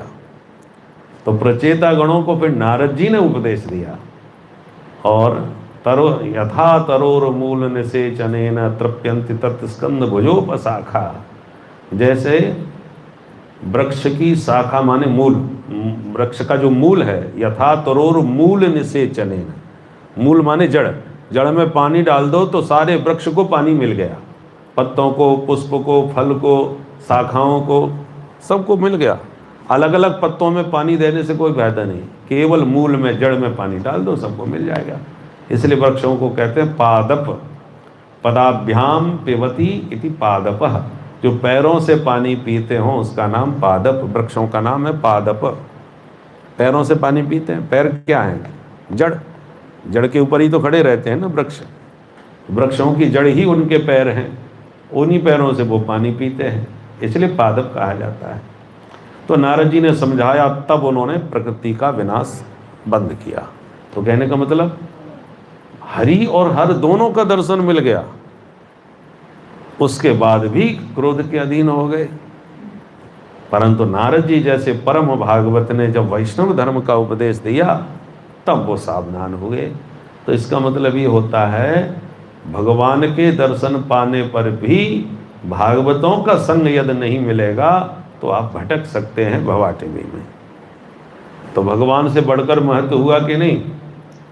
इसलिए इसका नाम भगवत पुराण नहीं है, अपितु भागवत महापुराण है। जब व्यास जी ने यह दिव्य ग्रंथ लिखा तो श्री हरि नारायण को दिखाया कि प्रभु देखो ये मैंने ग्रंथ तैयार किया है, क्या नाम है? बोले भागवत पुराण। इसका मतलब क्या होता है? बोले भगवता प्रोक्तम, आपकी वाणी का ही मैंने विस्तार किया इसलिए इसका नाम भागवत पुराण रखा है। तो ठाकुर जी ने खुश होकर खूब आशीर्वाद दिया। लक्ष्मी जी चरण दबा रही थी नारायण के, वो चुपचाप बैठी थी। तो व्यास जी ने कहा माता जी आप भी तो आशीर्वाद दो। लक्ष्मी जी ने कहा मैं आशीर्वाद क्यों दूं, मेरा तो कहीं नाम नहीं है इसमें। बोले नहीं नहीं माता जी, भगवत्या प्रोक्तम भागवतम, भगवती की वाणी भी जिसमें निहित हो उसको भागवत कहते हैं। तो लक्ष्मी जी ने कहा जबरदस्ती का अर्थ कर रहे हैं आप। व्याकरण के द्वारा, व्याकरण में चमत्कार होता है, शब्दों को तोड़ मरोड़ के कैसा भी अर्थ कर देते हैं, धातु अनेक प्रकार की धातुओं के शब्द बनते हैं। तो संस्कृत व्याकरण में यही चमत्कार है, चाहे जैसे अर्थ निकाल लो। तो बोले जबरदस्ती का अर्थ हमको नहीं चाहिए, मेरा आशीर्वाद तभी मिलेगा जब मेरा नाम मुझे स्पष्ट दिखेगा। तब व्यास जी ने उसमें श्री और जोड़ दिया, श्रीमत। पहले केवल भागवत पुराण था और श्री जी का नाम स्पष्ट रूप से जोड़ने के लिए फिर उसमें श्रीमत और लगा दिया, श्रीमद् भागवत महापुराण। श्री लक्ष्मी जी खुश हो गई, खूब आशीर्वाद दिया कि तुम्हारा ग्रंथ खूब प्रसिद्धि को प्राप्त हो गए। इसलिए 18 पुराणों में जितना श्रीमद् भागवत प्रसिद्ध हुआ है उतना दूसरा कोई पुराण इतनी प्रसिद्धि को प्राप्त नहीं हुआ। तो इस प्रकार से भागवत के अनेक अर्थ हैं। ये भक्तों का चरित्र इसमें भगवान से बढ़कर है, इसलिए के भी भागवत है। इसमें भगवान की ही वाणी का बहुत विस्तार 18,000 श्लोकों में है, इसलिए इसका नाम भागवत है। भागवत के 10 लक्षण होते हैं, सर्ग विसर्ग स्थान पोषी, सर्ग विसर्ग स्थान पोषण, ऊति, मनवंतर कथा, ईशानु कथा, निरोध, मुक्ति और आश्रय। ये भागवत के 10 लक्षण हैं। पुराणों के कहीं कहीं पर 5 लक्षणों का वर्णन है और भागवत में 10 लक्षण पुराणों के बताए हैं। और ये 10 लक्षण तृतीय स्कंद से 12 स्कंद पर्यंत क्रमशः वर्णन किए गए हैं। प्रारंभ के जो 2 स्कंद हैं, प्रथम और द्वितीय, ये तो भगवान के चरणारविंद हैं, इसमें तो श्रोता वक्ता का स्वरूप बतलाया है। शेष जो 10 स्कंद हैं उसमें ये 10 लक्षण क्रम से वर्णन किए गए हैं। और ये 2 श्रोता वक्ता के अधिकार है। भागवत में 3 श्रोता वक्ता हैं मुख्य रूप से, उत्तम, मध्यम और कनिष्ठ। कौन कौन? सबसे कनिष्ठ माने 3 हैं, उसमें अधम नहीं कहा, कनिष्ठ माने सबसे छोटा। तो सबसे छोटे श्रोता वक्ता कौन है? सूत और सौनक। सूत सौनक जी का संवाद है शुरू से ही भागवत में, ये सबसे कनिष्ठ है। और मध्यम कौन है? व्यास और नारद जी महाराज। नारद जी ने व्यास जी को प्रेरित करके भागवत का विस्तार करवाया, तो नारद जी ने उपदेश दिया भागवत का व्यास जी को, मध्यम है। और उत्तम कोटि के कौन है? शुक और परीक्षित। 3 श्रेणी के 3 श्रोता वक्ता हैं। अब उत्तम, मध्यम, कनिष्ठ क्यों हैं, इस पर थोड़ा और विचार करके फिर वाणी को विराम देते हैं। कनिष्ठ माने सबसे छोटे, नीचे से ऊपर की तरफ चलते हैं। सूत सौनक, इनको सबसे कनिष्ठ क्यों माना? कि यहाँ भागवत तो हो रही है, सूत जी महाराज कह रहे हैं सौनक आदि 88,000 ऋषि सुन रहे हैं, परंतु मुख्य रूप से हो रहा है वहाँ 1000 वर्ष का सत्र। सत्रम स्वर्गाय लोकाय सहस्र समम आसत। नैमिषारण्य में 1000 वर्ष तक एक दिव्य यज्ञ का सत्र चल रहा है। तो प्रातः होतात्गनयः, प्रातः काल उठते हैं, संध्या वंदन सब ऋषि मुनि करते हैं, फिर यज्ञ करते हैं। और यज्ञ आदि जो कर्मकांड सब संपन्न हो जाता है, अब खाली समय हो गया, कोई यज्ञ की विधि अब नहीं रह गई, तो खाली समय का सदुपयोग कैसे कर, बोले चलो भागवत सुनते हैं। तो समय, खाली समय की पूर्ति के लिए कथा करी जा रही है, इसलिए कनिष्ठ श्रोता वक्ता है। जैसे आजकल भी, और ये साहब शाम का वक्त बढ़िया रहेगा क्योंकि ऑफिस भी हो जाएगा, और या रविवार का ठीक है, वो कोई खाली समय रहता, फिर ये बोलते चलो चलो सत्संग कर लेते हैं। तो हम सत्संग तो करते हैं, सत्संग में श्रद्धा है तभी तो सत्संग सुनने आए, तो सत्संगी हैं, भक्त हैं, ये सब ठीक है, परंतु कब सत्संग करते हैं, जब टाइम फ्री हो। तो इसका मतलब हमारे यहाँ सत्संग का महत्व है, पर कब है, जब हमारा टाइम फ्री हो तब है। इसलिए कनिष्ठ श्रोता वक्ता माने गए हैं, सबसे छोटे हैं, कि टाइम पास के लिए भागवत सुनते हैं, बाकी तो यज्ञ के कर्म कांड में ही दिन रात लगे रहते हैं। इसलिए कनिष्ठ सबसे छोटा श्रोता वक्ता। और मध्यम कोटि के व्यास और नारद जी हैं। क्यों मध्यम कोटि के हैं? क्योंकि नारद जी भागवत का उपदेश व्यास जी को कर तो रहे हैं, पर उद्देश्य क्या है कि जो संसार के जीव कलयुग में अल्पमति के हैं, उनका कल्याण कैसे हो। तो जीवों के कल्याण की कामना के लिए कथा करी जा रही है, कथा के विस्तार की चर्चा हो रही है, तो उसमें जीवों के समाज के हित की भावना से कार्यक्रम चल रहा है भागवत का, इसलिए वो मध्यम कोटि के हैं। और उत्तम कोटि के सुखदेव और परीक्षित क्यों हैं? क्योंकि परीक्षित कब कथा सुनने बैठ रहे हैं, जब मृत्यु सामने खड़ी है। उन्हें ना संसार से मतलब, ना दुनियादारी से मतलब, संसार को पूरी तरह त्याग चुके हैं, घर परिवार राज्य सब छोड़ छाड़ के गंगा के किनारे मृत्यु के निकट आकर के बैठे हैं। और जब मृत्यु सामने दिखाई पड़ती है तो संसार का कुछ भी अच्छा नहीं लगता, ना संबंध अच्छे लगते हैं, ना पदार्थ अच्छे लगते हैं, कोई भी वस्तु अच्छी नहीं लगती। इसलिए दो बातन को याद रख जो का चाहत कल्याण, नारायण एक मौत को, दूजे श्री भगवान। या तो भगवान याद रहे या मृत्यु याद रहे तो व्यक्ति सावधान रहता है। भगवान याद न हो तो मौत को याद करके रखो, या कब मरने की जब स्मृति रहती ना कि मैं मरने वाला हूँ या एक दिन मरूंगा, तो व्यक्ति सावधान रहता है, कर्म के प्रति सचेत रहता है। तो या तो मृत्यु को याद रखो या माधव को याद रखो।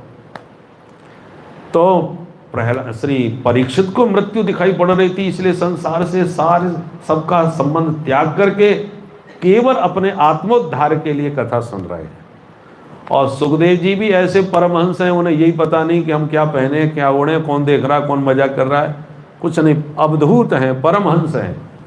तो परमहंस शिरोमणि सुखदेव जी हैं, जिनको संसार से कोई लेना देना नहीं। और परीक्षित भी उस अवस्था में कथा सुन रहे हैं जब संसार को बिल्कुल त्यागे बैठे हैं, केवल अपने कल्याण की भावना। श्रोता वक्ता दोनों ही उच्च कोटि के केवल भगवान को पाना चाहते हैं, केवल भगवान से संबंध रखते हैं, इसलिए उत्तम कोटि के श्रोता वक्ता हैं। और नारद और व्यास जी मध्यम कोटि के, क्योंकि ये समाज से संबंधित रख रहे हैं, समाज का कल्याण कैसे हो इसकी चिंता में कथा कर रहे हैं।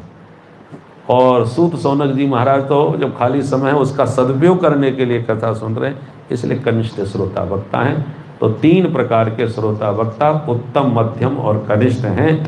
हमें उत्तम कोटि का श्रोता वक्ता बनने का प्रयास करना चाहिए, तो परीक्षित की तरह निश्चित रूप से हम लोगों का भी कल्याण होगा।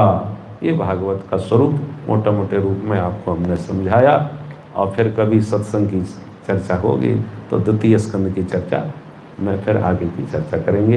बोल वृंदावन बिहारी लाल की, भक्तवत्सल भगवान की, श्रीमद्भागवत महापुराण की जय जय श्री राधे।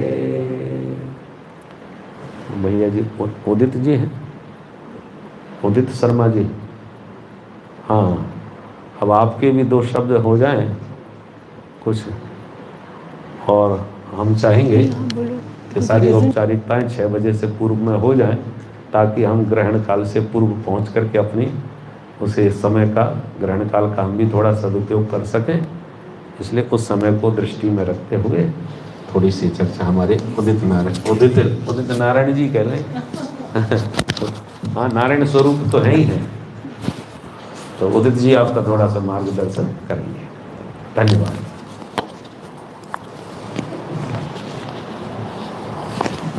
दो माइक है। नमस्ते। तो अभी शास्त्री जी ने बताया आपको भागवत क्या है। कैमरा मेरे को इधर आने को बोल रहा है। तो कैमरा मुझे शास्त्री जी के पास ही ला रहा है।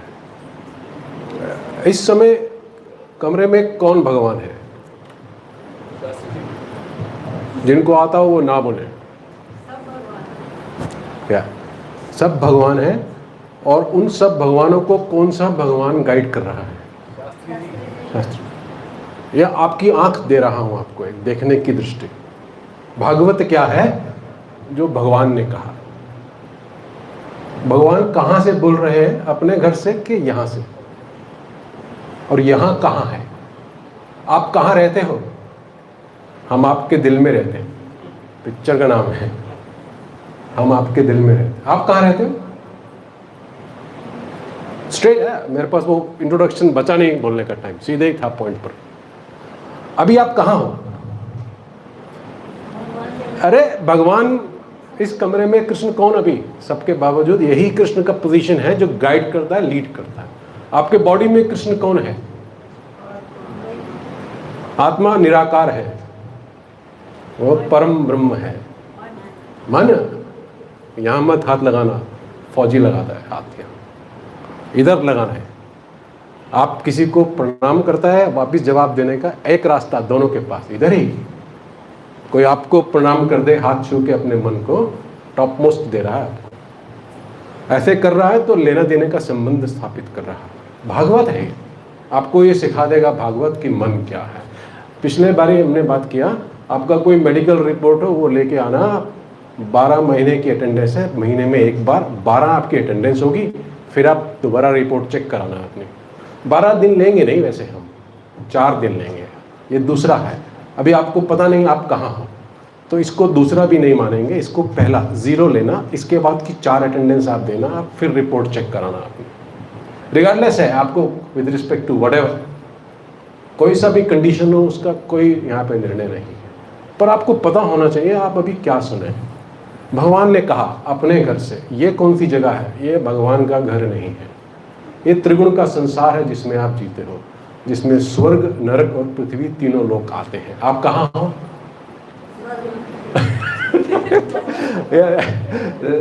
तीनों में से सबसे बढ़िया यही है जब आपके सामने भगवान बैठे हो। भागवत, भगवान की वाणी उनके घर से आती है। कहाँ जाना है आपको? पता आपको कहाँ? अभी बोले मृत्यु को याद करो या माधव को। कहाँ जाना है? गरुड़ पुराण मत सुनो ना इस केस में, जब आप भागवत सुन रहे हो। जिनको भागवत समझ आ गया वो सब पुराण सुन लिया उन्होंने। कहाँ जाना है आपको? 2-4 लोगों ने बोला, बाकी कहाँ जा रहे हैं? या कहाँ जाना है आपको? तो कृष्ण के पास आप जा सकते हो, टिकट है आपके पास। कर्मों से बनने वाली टिकट आपकी। हाँ, आपके कर्म कैसे हैं यही जानते हैं भाई, शायद अभी आप। वो नामदेव जी क्या बोला, प्रहलाद जी क्या बोला, ध्रुव क्या बोला, सब कहानियां आपने सुना। क्या चाहिए आपको? या आगे आगे कबीर चल रहे हैं, पीछे पीछे भगवान चल रहा है, उनका नाम पुकारते हैं। ये स्टेटस है, एक है किसी के पास स्टेटस। आपको कुछ चाहिए, कुछ भगवान आपको चाहिए, मैं दे दूं? बोल रहे खड़े हो जाओ, मैं पैर दबा रहा हूं मेरे पिता के। है आपके पास ये स्टेटस? क्यों नहीं है? क्यों नहीं? इसलिए रेगुलर भागवत कथा नहीं है। शास्त्री जी 12 बार हमें ऐसे मिलेंगे, एक स्कूल की तरह कोशिश करेंगे इसको करने की। पॉइंट क्या है? आपके घर का वातावरण ऐसा नहीं है जो आप इस एनर्जी को जो यहाँ से अभी आप लेकर जाओगे मेंटेन कर सको। आपके घर पहुँचने से पहले ही बाहर निकल जाएगी आपके पास। तो आपके पास एक टास्क है, काम। आप अपने घर में ये वातावरण क्रिएट करो जिसको कहते हैं भागवत का वातावरण। आपका बच्चा 40 साल का है, 20 का, 10 का, पोता है, पोती है, क्या उसको आप ला सकते हो यहाँ तक फिजिकली या यूट्यूब में? अभी हमारे यूट्यूब को देख रहे हैं 25 लोग। पिछली बार हॉल में ज़्यादा नंबर था। आज कोई श्राद्ध है, कोई पूर्णिमा है, कोई तीनों प्लैनेट एक लाइन में है। जब हम सूरज को भी प्लैनेट बोलते हैं तो इसका मतलब है उससे भी ज़्यादा कोई चमकदार पीछे है। सूरज, चंद्रमा, धरती एक लाइन में, तीनों की ग्रेविटेशनल फील्ड एक हुई और आपके अंदर का मन एक हुआ। इसको ग्रहण कहते हैं, इसलिए सिद्ध समय कहा शास्त्री जी ने इसको। इस समय में आप क्या कर सकते हो? कोई इच्छा ना करो, उसके लिए कुछ मत डालो अपने मुंह के अंदर, कहीं लीवर काम करना शुरू कर देगा हजम करने के लिए। कहाँ पर हो अभी आप? ये त्रिगुण का संसार। यहाँ से बाहर कैसे निकलना है वो भागवत है। आपको क्या मतलब नामदेव कहानी, ध्रुव कहानी, आप क्या करोगे इसका? कल आपको ऑफिस जाना होगा, सुबह घर के काम करने होंगे, आपको क्या मतलब? कुछ मतलब नहीं। किसी ने बुलाया, हम आ गए सुनने के लिए, obligation complete. No, we don't need that obligation. If you are not here for your life, इस कथा का प्रयोजन है आपको आपके भगवान से जोड़ना, जिस भी रूप में आप चाहते हो, जिस भी रूप में आप जानते हो। यदि आप इस काम के लिए नहीं हो तो नंबर इकट्ठा करने से हमारा कोई प्रयोजन नहीं। ऐसे सुननी चाहिए जैसे गोकर्ण ने सुनी थी ना। जी जी जी, गोकर्ण ने वो अपने धुनकारी को सुनाई जी, वैसे सुननी चाहिए कि धुनकारी की बात शास्त्री जी ने लास्ट टाइम की थी, आपने रिपीट किया, आपने क्वेश्चन भी लिया था। धुनकारी ने जब देखा उसका कोई भला नहीं हो रहा, वो श्राद्ध कर्म कंप्लीट कर लिया फिर भी नहीं हो रहा, तो बांस में आके बैठ गया। कितना गांठ का बांस है? 7 गांठ का बांस है। आपकी बॉडी, आपका स्पाइनल कॉर्ड 7 एंडोक्राइन सिस्टम का बांस है वो, जिसमें आप अभी भी रहते हो। आप सब धुंधकारी, मैं भी। एक बांस की गांठ का नाम थायराइड, एक का नाम थाइमस, एक का पैनक्रियास, एक का वो और एक का वो और एक का ये और एक का वो। बायोलॉजी में ज़्यादा जाने की ज़रूरत नहीं। आप सभी, हम सभी वही है। एक बांस की 7 गांठों में जीवित हमारा ये शरीर, स्पाइनल कॉर्ड के ऊपर डिसीजन डिपेंड करता है। पर सवाल गहरा था, आप कहाँ हो, जाना कहाँ है? ये त्रिगुण का संसार है। अगर हम अपने पूर्वजों को स्वर्गवासी भी कहते हैं तो आप समझो मेरी भाषा में अपमान ही है। आप कृष्णलीन नहीं बोल पा रहे, ब्रह्मलीन नहीं बोल पा रहे, क्योंकि आपके पास ये वाला शिक्षा नहीं है। ये शिक्षा है एक भागवत, श्रद्धा उत्पन्न करती है मन के अंदर। अधश्चोर्ध्वम अधश्चोर्ध्वम प्रसृतास्तस्य शाखा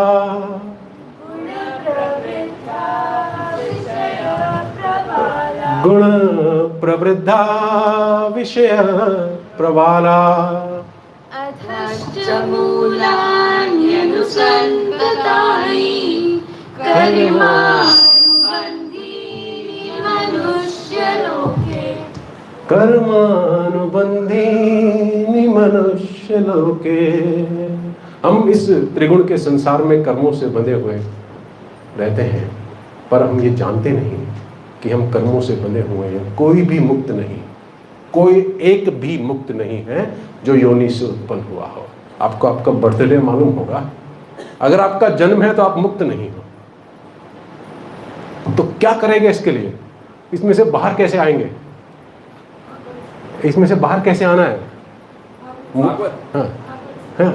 अहम वैश्वानरो भूत्वा प्राणिनां देहमाश्रितः प्राणापान पचामे अन्नम चतुर्विधम। प्राण अंदर, अपान बाहर। जो आपके अंदर जा रहा है वो प्राण है। प्राण नहीं निकलते। 5 स्टेप में से लास्ट टाइम हमने डिस्कस किया था, 5 स्टेप हैं, उसमें से प्राणमय कोश एक स्टेप है। उधर से अपने जीवन का अंत नहीं करना है। आनंद के द्वारा इस संसार से निकलकर कृष्ण तक जाना, 5वां स्टेप है। आपके अंदर है ये 5 कोश, 1 2 3 4 5, और कोई याद ना रहे 5वां है आनंदमय कोश। बस एक ही काफी है। बट शिक्षा नहीं है। शिक्षा ना होने के कारण सारा दिन सारा रात कुछ होश नहीं, कब मेरा जन्म है, कब मैं क्या कर रहा हूं। तो सबसे पहले आपको ये पता होना चाहिए, भागवत भगवान की वाणी है, भगवान के पास से आ रही है। आ कहाँ रही है? जैसे मंदिर का लाउड स्पीकर किसी घर में आवाज पहुंचा रहा हो। कहाँ से आ रही है ये? भगवान के वाणी से, भगवान के मुख से। मुख से आ रही है क्या? उधर से आता है, उधर का भी, उधर भी इधर ही है। जैसे आपका मन, वो उसका भी मन ही है। किधर रहता है? वो जान गया मैंने इतना कठिन ये रचना कर दिया है त्रिगुण, इसमें से कोई बच नहीं सकता। मेरी माया इतना प्रबल है, इससे कोई बच नहीं सकता। जो राग द्वेष से मुक्त भी हो चुके हैं अंततः फंसी जाएंगे। जैसे अभी आपने नामदेव जी का कहानी सुना, भगवान प्राप्त कर लिया। ध्रुव कहानी सुना, यक्ष मार दिया, करेक्ट हो गया। तो फिर आपको इस लोक में प्रणाम करने का एक विधि बताया है अभी शास्त्री ने। ऐसा क्रॉस करके बोल रहा प्रणाम। आपका हाथ क्रॉस किया, पैर सीधे हैं, क्योंकि आपका डीएनए डबल स्पाइरल है। ये आपने अभी अभी अपना स्पाइरल क्रिएट किया ऐसा करके। तो अगर आप गुरु का, बड़े का, श्रेष्ठ का पांव छूते ऐसा क्रॉस करके, आपका डीएनए का वाइब्रेशन चेंज करते हैं। कोविड ने सबको नमस्ते करना सिखाया, पर अगर आप श्रद्धा के बिना किसी भी तरह से पांव छूते हैं, कोई उसका मीनिंग नहीं है, और श्रद्धा करते हैं वो मीनिंग है। इसलिए ये जो स्टेप्स हैं कुछ दिनों के, 12, 4, जितना भी आप अटेंड कर सकोगे, वो कहानी में से एनर्जी का आउटपुट आने वाला है जो आपने सुना अभी। आपके बॉडी के अंदर ही नामदेव, ध्रुव, सब पूरा सृष्टि आपके अंदर रहता है। जब आप एक कहानी सुनते हो, वो पोर्शन आपका एग्जिस्टेंस का वाइब्रेट करता है। इसलिए अहम वैश्वानरो भूत्वा प्राणिनां देहमाश्रितः प्राणिनाम देहम, आश्रितः प्राणियों के देह में मैं ही रहता हूँ, मैं रहता हूँ। प्राण अपान को समान कर देता हूँ, जो आपके अंदर आने वाली और जो बाहर जाने वाली स्थितियां हैं उनको समान कर देता हूँ। 4 प्रकार से अन्न को हजम करता हूँ। इसके मल्टीपल डेफिनेशंस है 4 प्रकार से। ब्राह्मण, क्षत्रिय, वैश्य, शूद्र एक डेफिनेशन है। सुबह, दोपहर, शाम, रात दूसरा डेफिनेशन है। जन्म के समय, मृत्यु के पास के समय, बीच का समय और अचेत अवस्था में, नींद के समय। 4 प्रकार के अन्न हैं, कई तरीके से डिफाइन किए जाएंगे। अगर आप चेतन अवस्था में भोजन करते हो, वो अलग प्रकार से हजम किया जाता है। अगर आप अचेतन अवस्था में कुछ भी कर रहे हो, वो अलग प्रकार से हजम होता है। अन्न भोजन का एक पार्ट है जो हम मुंह से खाते हैं। आप 10 इंद्रियों से जो भी कंज्यूम करते हो, उस सब को बैलेंस करने का काम वैश्वानर ये है। तो पहला श्लोक था 3 गुणों से संसार में, गुणों के प्रभाव से हम सब जीवन जी रहे हैं। दूसरा आंसर है इसका कोई हल नहीं होगा। तीसरा आंसर है क्योंकि मैं खुद ही हूँ तुम्हारे अंदर, मैं ही हल कर सकता हूँ। अब ये मैं कौन है, उसकी कहानी है भागवत। जैसा शास्त्री जी ने बोला अभी, फर्स्ट 2 चैप्टर्स होंगे जो चरणों की व्याख्या करेंगे, एक्सप्लेन करेंगे आपको चरण क्या है। फिर उसका मीनिंग आगे बढ़ेगा, हम ऊपर आ जाएंगे और धीरे धीरे हम मन तक पहुंच जाएंगे। उसके बाद और चैप्टर आएगा जो और ऊपर ले जाएगा। सिर्फ पैरों से ही बात समझ आ जाती है आगे तक क्या होने वाला है। पैर, घुटने, पेट, गर्दन, सर और उसके आगे की यात्रा। अर्थात अगर आप ये पूरा सुन लोगे, आपका पूरा का पूरा एग्जिस्टेंस का निर्माण हो जाएगा, शरीर का नहीं, एनर्जी का। हाँ जी, आपका एनर्जी रूप बन जाएगा। ये दुनिया चले ना, राम जी चले ना, बोलेगा? आप लोग बोलेगा कि मैं बोलेगा? आप बोलेगा? दुनिया चले ना, राम जी चले ना, एक हाथ ऊपर। दुनिया चले ना श्री राम के बिना, राम जी चले ना हनुमान के बिना। दुनिया चले ना श्री राम के बिना, राम जी चले ना हनुमान के बिना। करेक्ट। अब दुनिया तो राम के बिना नहीं चलती। हम राम और कृष्ण के पीछे जाना चाहते हैं। हनुमान जी कौन है? ये वो हैं जो जब राम जी का जन्म हुआ मनुष्य रूप में, ये भगवान है। राम जी मनुष्य हैं। वो सारा मनुष्य के धर्म जी कर बता दिए। सब जीवन के सुख दुख, लड़ाई झगड़े, घर के भी झगड़े, सब कुछ बताया। उनके बच्चों ने भी उनका विरोध कर लिया टेक्निकली। चाहे कौन गलत था कौन ठीक है उसमें नहीं जा रहे। अर्थात ये है, जब हम भगवान राम की पूजा करते हैं, हम इस सृष्टि में अपने जन्म को सिद्ध करते हैं, क्योंकि मनुष्य रूप में ब्रह्म ने आकर के हमें जीना सिखाया। और जब हम कृष्ण को ध्यान करते हैं, हम इस संसार से बाहर, कौन सा संसार है? आप कहाँ हो? त्रिगुण में। वो कहाँ है? उसके घर में। त्रिगुण इसका घर नहीं है। तो जब हम कृष्ण को ध्यान करते हैं, हम किसको ध्यान करते हैं? त्रिगुण से बाहर के एग्जिस्टेंस को ध्यान करते हैं। अब बोलेगा कृष्ण एक बारी, कृष्ण। अभी आप उधर है, पर एक पल के लिए सिर्फ है। क्या जाने कल क्या होगा। इस पल को आज जी लें जरा, राइट? कल क्या हो किसको खबर। लेकिन ये वाला पल किसके साथ जी रहे? कृष्ण। अगर आप नहीं बोलो कृष्ण, आप कुछ और बोलो, वो भी कृष्ण। बोलो 1 कृष्ण, 2 कृष्ण, 3 कृष्ण, पानी कृष्ण, दे दो कृष्ण, भूख कृष्ण लगी है कृष्ण। कृष्ण, ये कृष्णमय संसार है जिसमें ऐसा होता है। और ये दूसरा संसार है जिसमें हम जी रहे हैं। इसलिए प्रश्न केवल मेडिकल रिपोर्ट ठीक कराने का नहीं है, आया है तो जाएगा, पर किसके साथ जाएगा? राजा रंग के फकीर। सवाल है किसके साथ जाएगा? My suggestion is don't die. मरने से कोई फायदा नहीं। भगवान को मिलने के लिए मरने की क्या जरूरत है? और आप बिना मिले शरीर छोड़ दिया तो धरती पे काय को जन्म लिया तुम लोग, ऐसा बोलता है। मैं नहीं बोल रहा है, वही बोलता है सब कुछ। सभी वो बोल रहा है क्यों जन्म लिया, ऐसा बात करता है।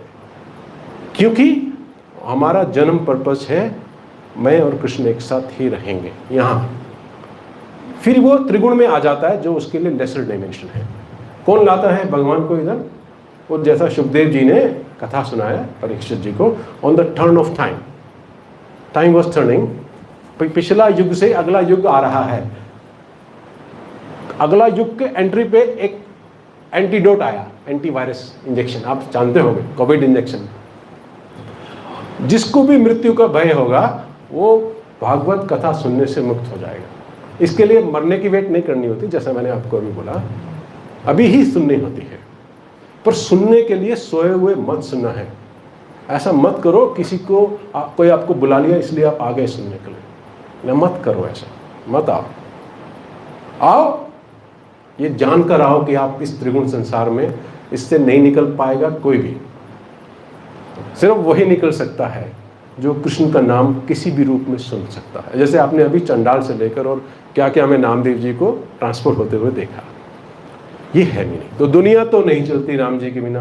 राम जी हनुमान जी के बिना क्यों नहीं चलते? क्योंकि उस समय के कृष्ण हनुमान जी हैं और जो ब्रह्म है वह स्वयं को मनुष्य रूप में प्रकट कर दिए हैं। इसलिए तो क्या बोल रहा है? दुनिया चले ना श्री राम जी चले ना, जल्दी जल्दी बोल के देखते हैं। दुनिया चले ना श्री राम के बिना, राम जी चले ना हनुमान के बिना। दुनिया चले ना श्री राम के बिना, राम जी चले ना हनुमान के बिना। एक बार ताली मारते साहब। दुनिया चले ना श्री राम के बिना, राम जी चले ना हनुमान के बिना। दुनिया चले ना श्री राम के बिना, राम जी चले ना हनुमान के बिना। दुनिया चले ना श्री राम के बिना, राम जी चले ना हनुमान के बिना। दुनिया चले ना श्री राम के बिना। स्पीड, ताली की स्पीड। दुनिया चले ना श्री राम के बिना, राम जी चले ना हनुमान के बिना। दुनिया चले ना श्री राम के बिना, राम जी चले ना हनुमान के बिना। दुनिया चले ना श्री राम के बिना, राम जी चले ना हनुमान के बिना। दुनिया चले ना श्री राम के बिना, राम जी चले ना हनुमान के बिना। दुनिया चले ना श्री राम के बिना, राम जी चले ना हनुमान के बिना। दुनिया, कंटिन्यू, डोंट स्टॉप। चले ना श्री राम के बिना, वापिस। राम जी चले ना हनुमान के बिना। Again slowly, do one time, don't miss it. दुनिया चले ना श्री राम के बिना, राम जी चले ना हनुमान। क्या तो अभी हमने दो रिदम टच किए, हाई स्पीड रिदम और स्लो रिदम, दो रिदम टच किए हमने। ये फिजिकल एक्सपीरियंस था आपके बॉडी के लिए, आपका कैसा वाइब्रेशन है, फास्ट और स्लो, ये दो रिदम थे। इसलिए जब हम अपना जीवन जी रहे हैं, एक जीवन इस संसार में है, बहुत फास्ट है ये संसार, पल पल बदल रहा है जीवन, और वो इतना स्मूथ, जेंटल, सॉफ्ट है। कौन सा रिदम? कृष्ण का रिदम। दूसरा सवाल आता है कि इसको कौन सी उम्र में सीखना चाहिए भागवत को? जब टाइम खाली हो, जैसा कनिष्ठ है, छोटी उंगली को कहते हैं कनिष्ठ, काम में यही जा सकता है, ये मध्यमा, ये उत्तम। तो कौन सा लेक्चर सुनना, कौन सा कथा स्टाइल? सुखदेव जी और परीक्षित जी स्टाइल। क्योंकि आपको भगवान से मिलना है, ये आपको जन्म लेते ही जान लेना चाहिए। अगर आप ही को नहीं पता, आप अपने बच्चों को क्या बताओगे? उनको नहीं पता, वो अपने बच्चा बच्ची को क्या बताएंगे? आने वाला समय 2025 में ही आपका चावल दाल का भाव बढ़ा देगा। अभी the market turnover is very difficult right now. पैसा इतना मुश्किल, कोई हल नहीं इसका, चैन एक पल नहीं और कोई हल नहीं है, कोई हल नहीं इसका। टाइम कंस्ट्रिक्ट होता चला जाएगा। साकिया, आज हमें नींद नहीं आएगी। जैसे आप जाग गया ना इधर, फिर आपको नींद नहीं आ सकती। ये मुश्किलें रुकने वाली नहीं है, ये त्रिगुण का असर रुकने वाला नहीं है। हल यही है कि आप अपने भगवान से मिलो, हमारे नहीं, मेरे नहीं, अपने, आपका अपना है।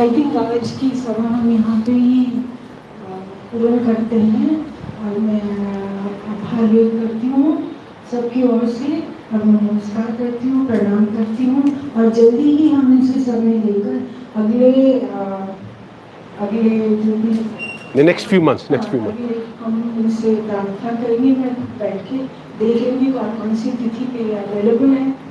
मैं बोलता हूँ जो भी एक बात अवेलेबल होगी वो बात बीच में रह गई थी। ऑब्जेक्टिव ये नहीं है कि सिर्फ आप सुनो, जो यूट्यूब का मतलब है, यूट्यूब में इसको कैसे सुनेंगे। आप उनसे बात करना भी चाहोगे, किसी के पास टाइम नहीं है आपकी बात सुनने का, मेरे बच्चों के पास भी टाइम नहीं, मैं कुछ कह नहीं सकता, बट इतना मैं फोर्स करता हूँ कि ये वाला एनवायरनमेंट उनको मिल जाए। क्या आप अपने बच्चों को, जो अभी बच्चे पैदा करने वाले हैं, इस उम्र में हैं, उनको ये वातावरण दे सकते हो, एक सत्य उनको बता सकते हो आप? तो नेक्स्ट टाइम पोस्टर बन के आएगा, हम कोशिश करेंगे आपके स्टेटस पे पोस्टर चले जाए वो, ताकि आपके जानने वाला उसको सुने। यहाँ नहीं आने की जरूरत, हॉल छोटा ही है। आप YouTube का लिंक यूज करेगा अपने घर बैठे जो नहीं आ सकते हैं, सो दैट आपके अपने दोस्त, जानने वाले मित्र कोई इस बात को सुने। इतना सा इंटरेस्ट है यहाँ पर। ये कथा उन कथा से डिफरेंट रहेगी जैसा अभी हम कर रहे हैं। सबका नंबर लेके सबको यूट्यूब लाइव भेज देता हूँ, सबका नंबर ले लेता हूँ। आप सबका नंबर लेने के बाद आपको YouTube लाइव भेज रहे हैं, ये नंबर आपसे लेंगे। शेयर द यूट्यूब वीडियो की तरफ। हाँ, आपको YouTube वीडियो मिल जाएगा जो आज हुई कथा, फिर आप अपने आगे किसी को दे सकते हैं। हाँ, अभी थोड़ा टाइम हमारा शास्त्री जी के जाने का है, कोशिश करेंगे ऐसी भाषा में मैं आपसे बात कर सकूंगा जो यंगर लोगों को थोड़ा समझ आएगा। ये गहरी और सीधी पवित्र भाषा रहेगी, मेरी मिली जुली भाषा में वो लोग इसको समझेंगे जो स्कूल कॉलेज पढ़ रहा है। अगर भारत ने अपना नेक्स्ट जनरेशन को अपने साथ नहीं जोड़ा, ये खो देंगे इसको। प्रॉब्लम सिर्फ हिंदू धर्म के नहीं है, सभी धर्म के बच्चे कहीं और जा रहे हैं। सबके पास रात के 2 बजे का वीडियो उनके हाथ में है, आप बिलीव भी नहीं कर सकोगे भविष्य कैसा है। इसलिए सोल्यूशन ये जो आपको बता रहा हूँ कि नेक्स्ट पूरा लेयर है जनरेशन का, जिसको साथ जोड़ना है हमको। जी सीता, ओके, राधे राधे। आपका सबका बहुत बहुत धन्यवाद। फिर मिलते हैं, मैं आपको मीटिंग के बाद अंदर आ जाएंगी और जल्दी से जल्दी कोशिश यही करेंगे कि हम मिलते रहें एटलीस्ट वंस अ मंथ और if not may be once in 2 months।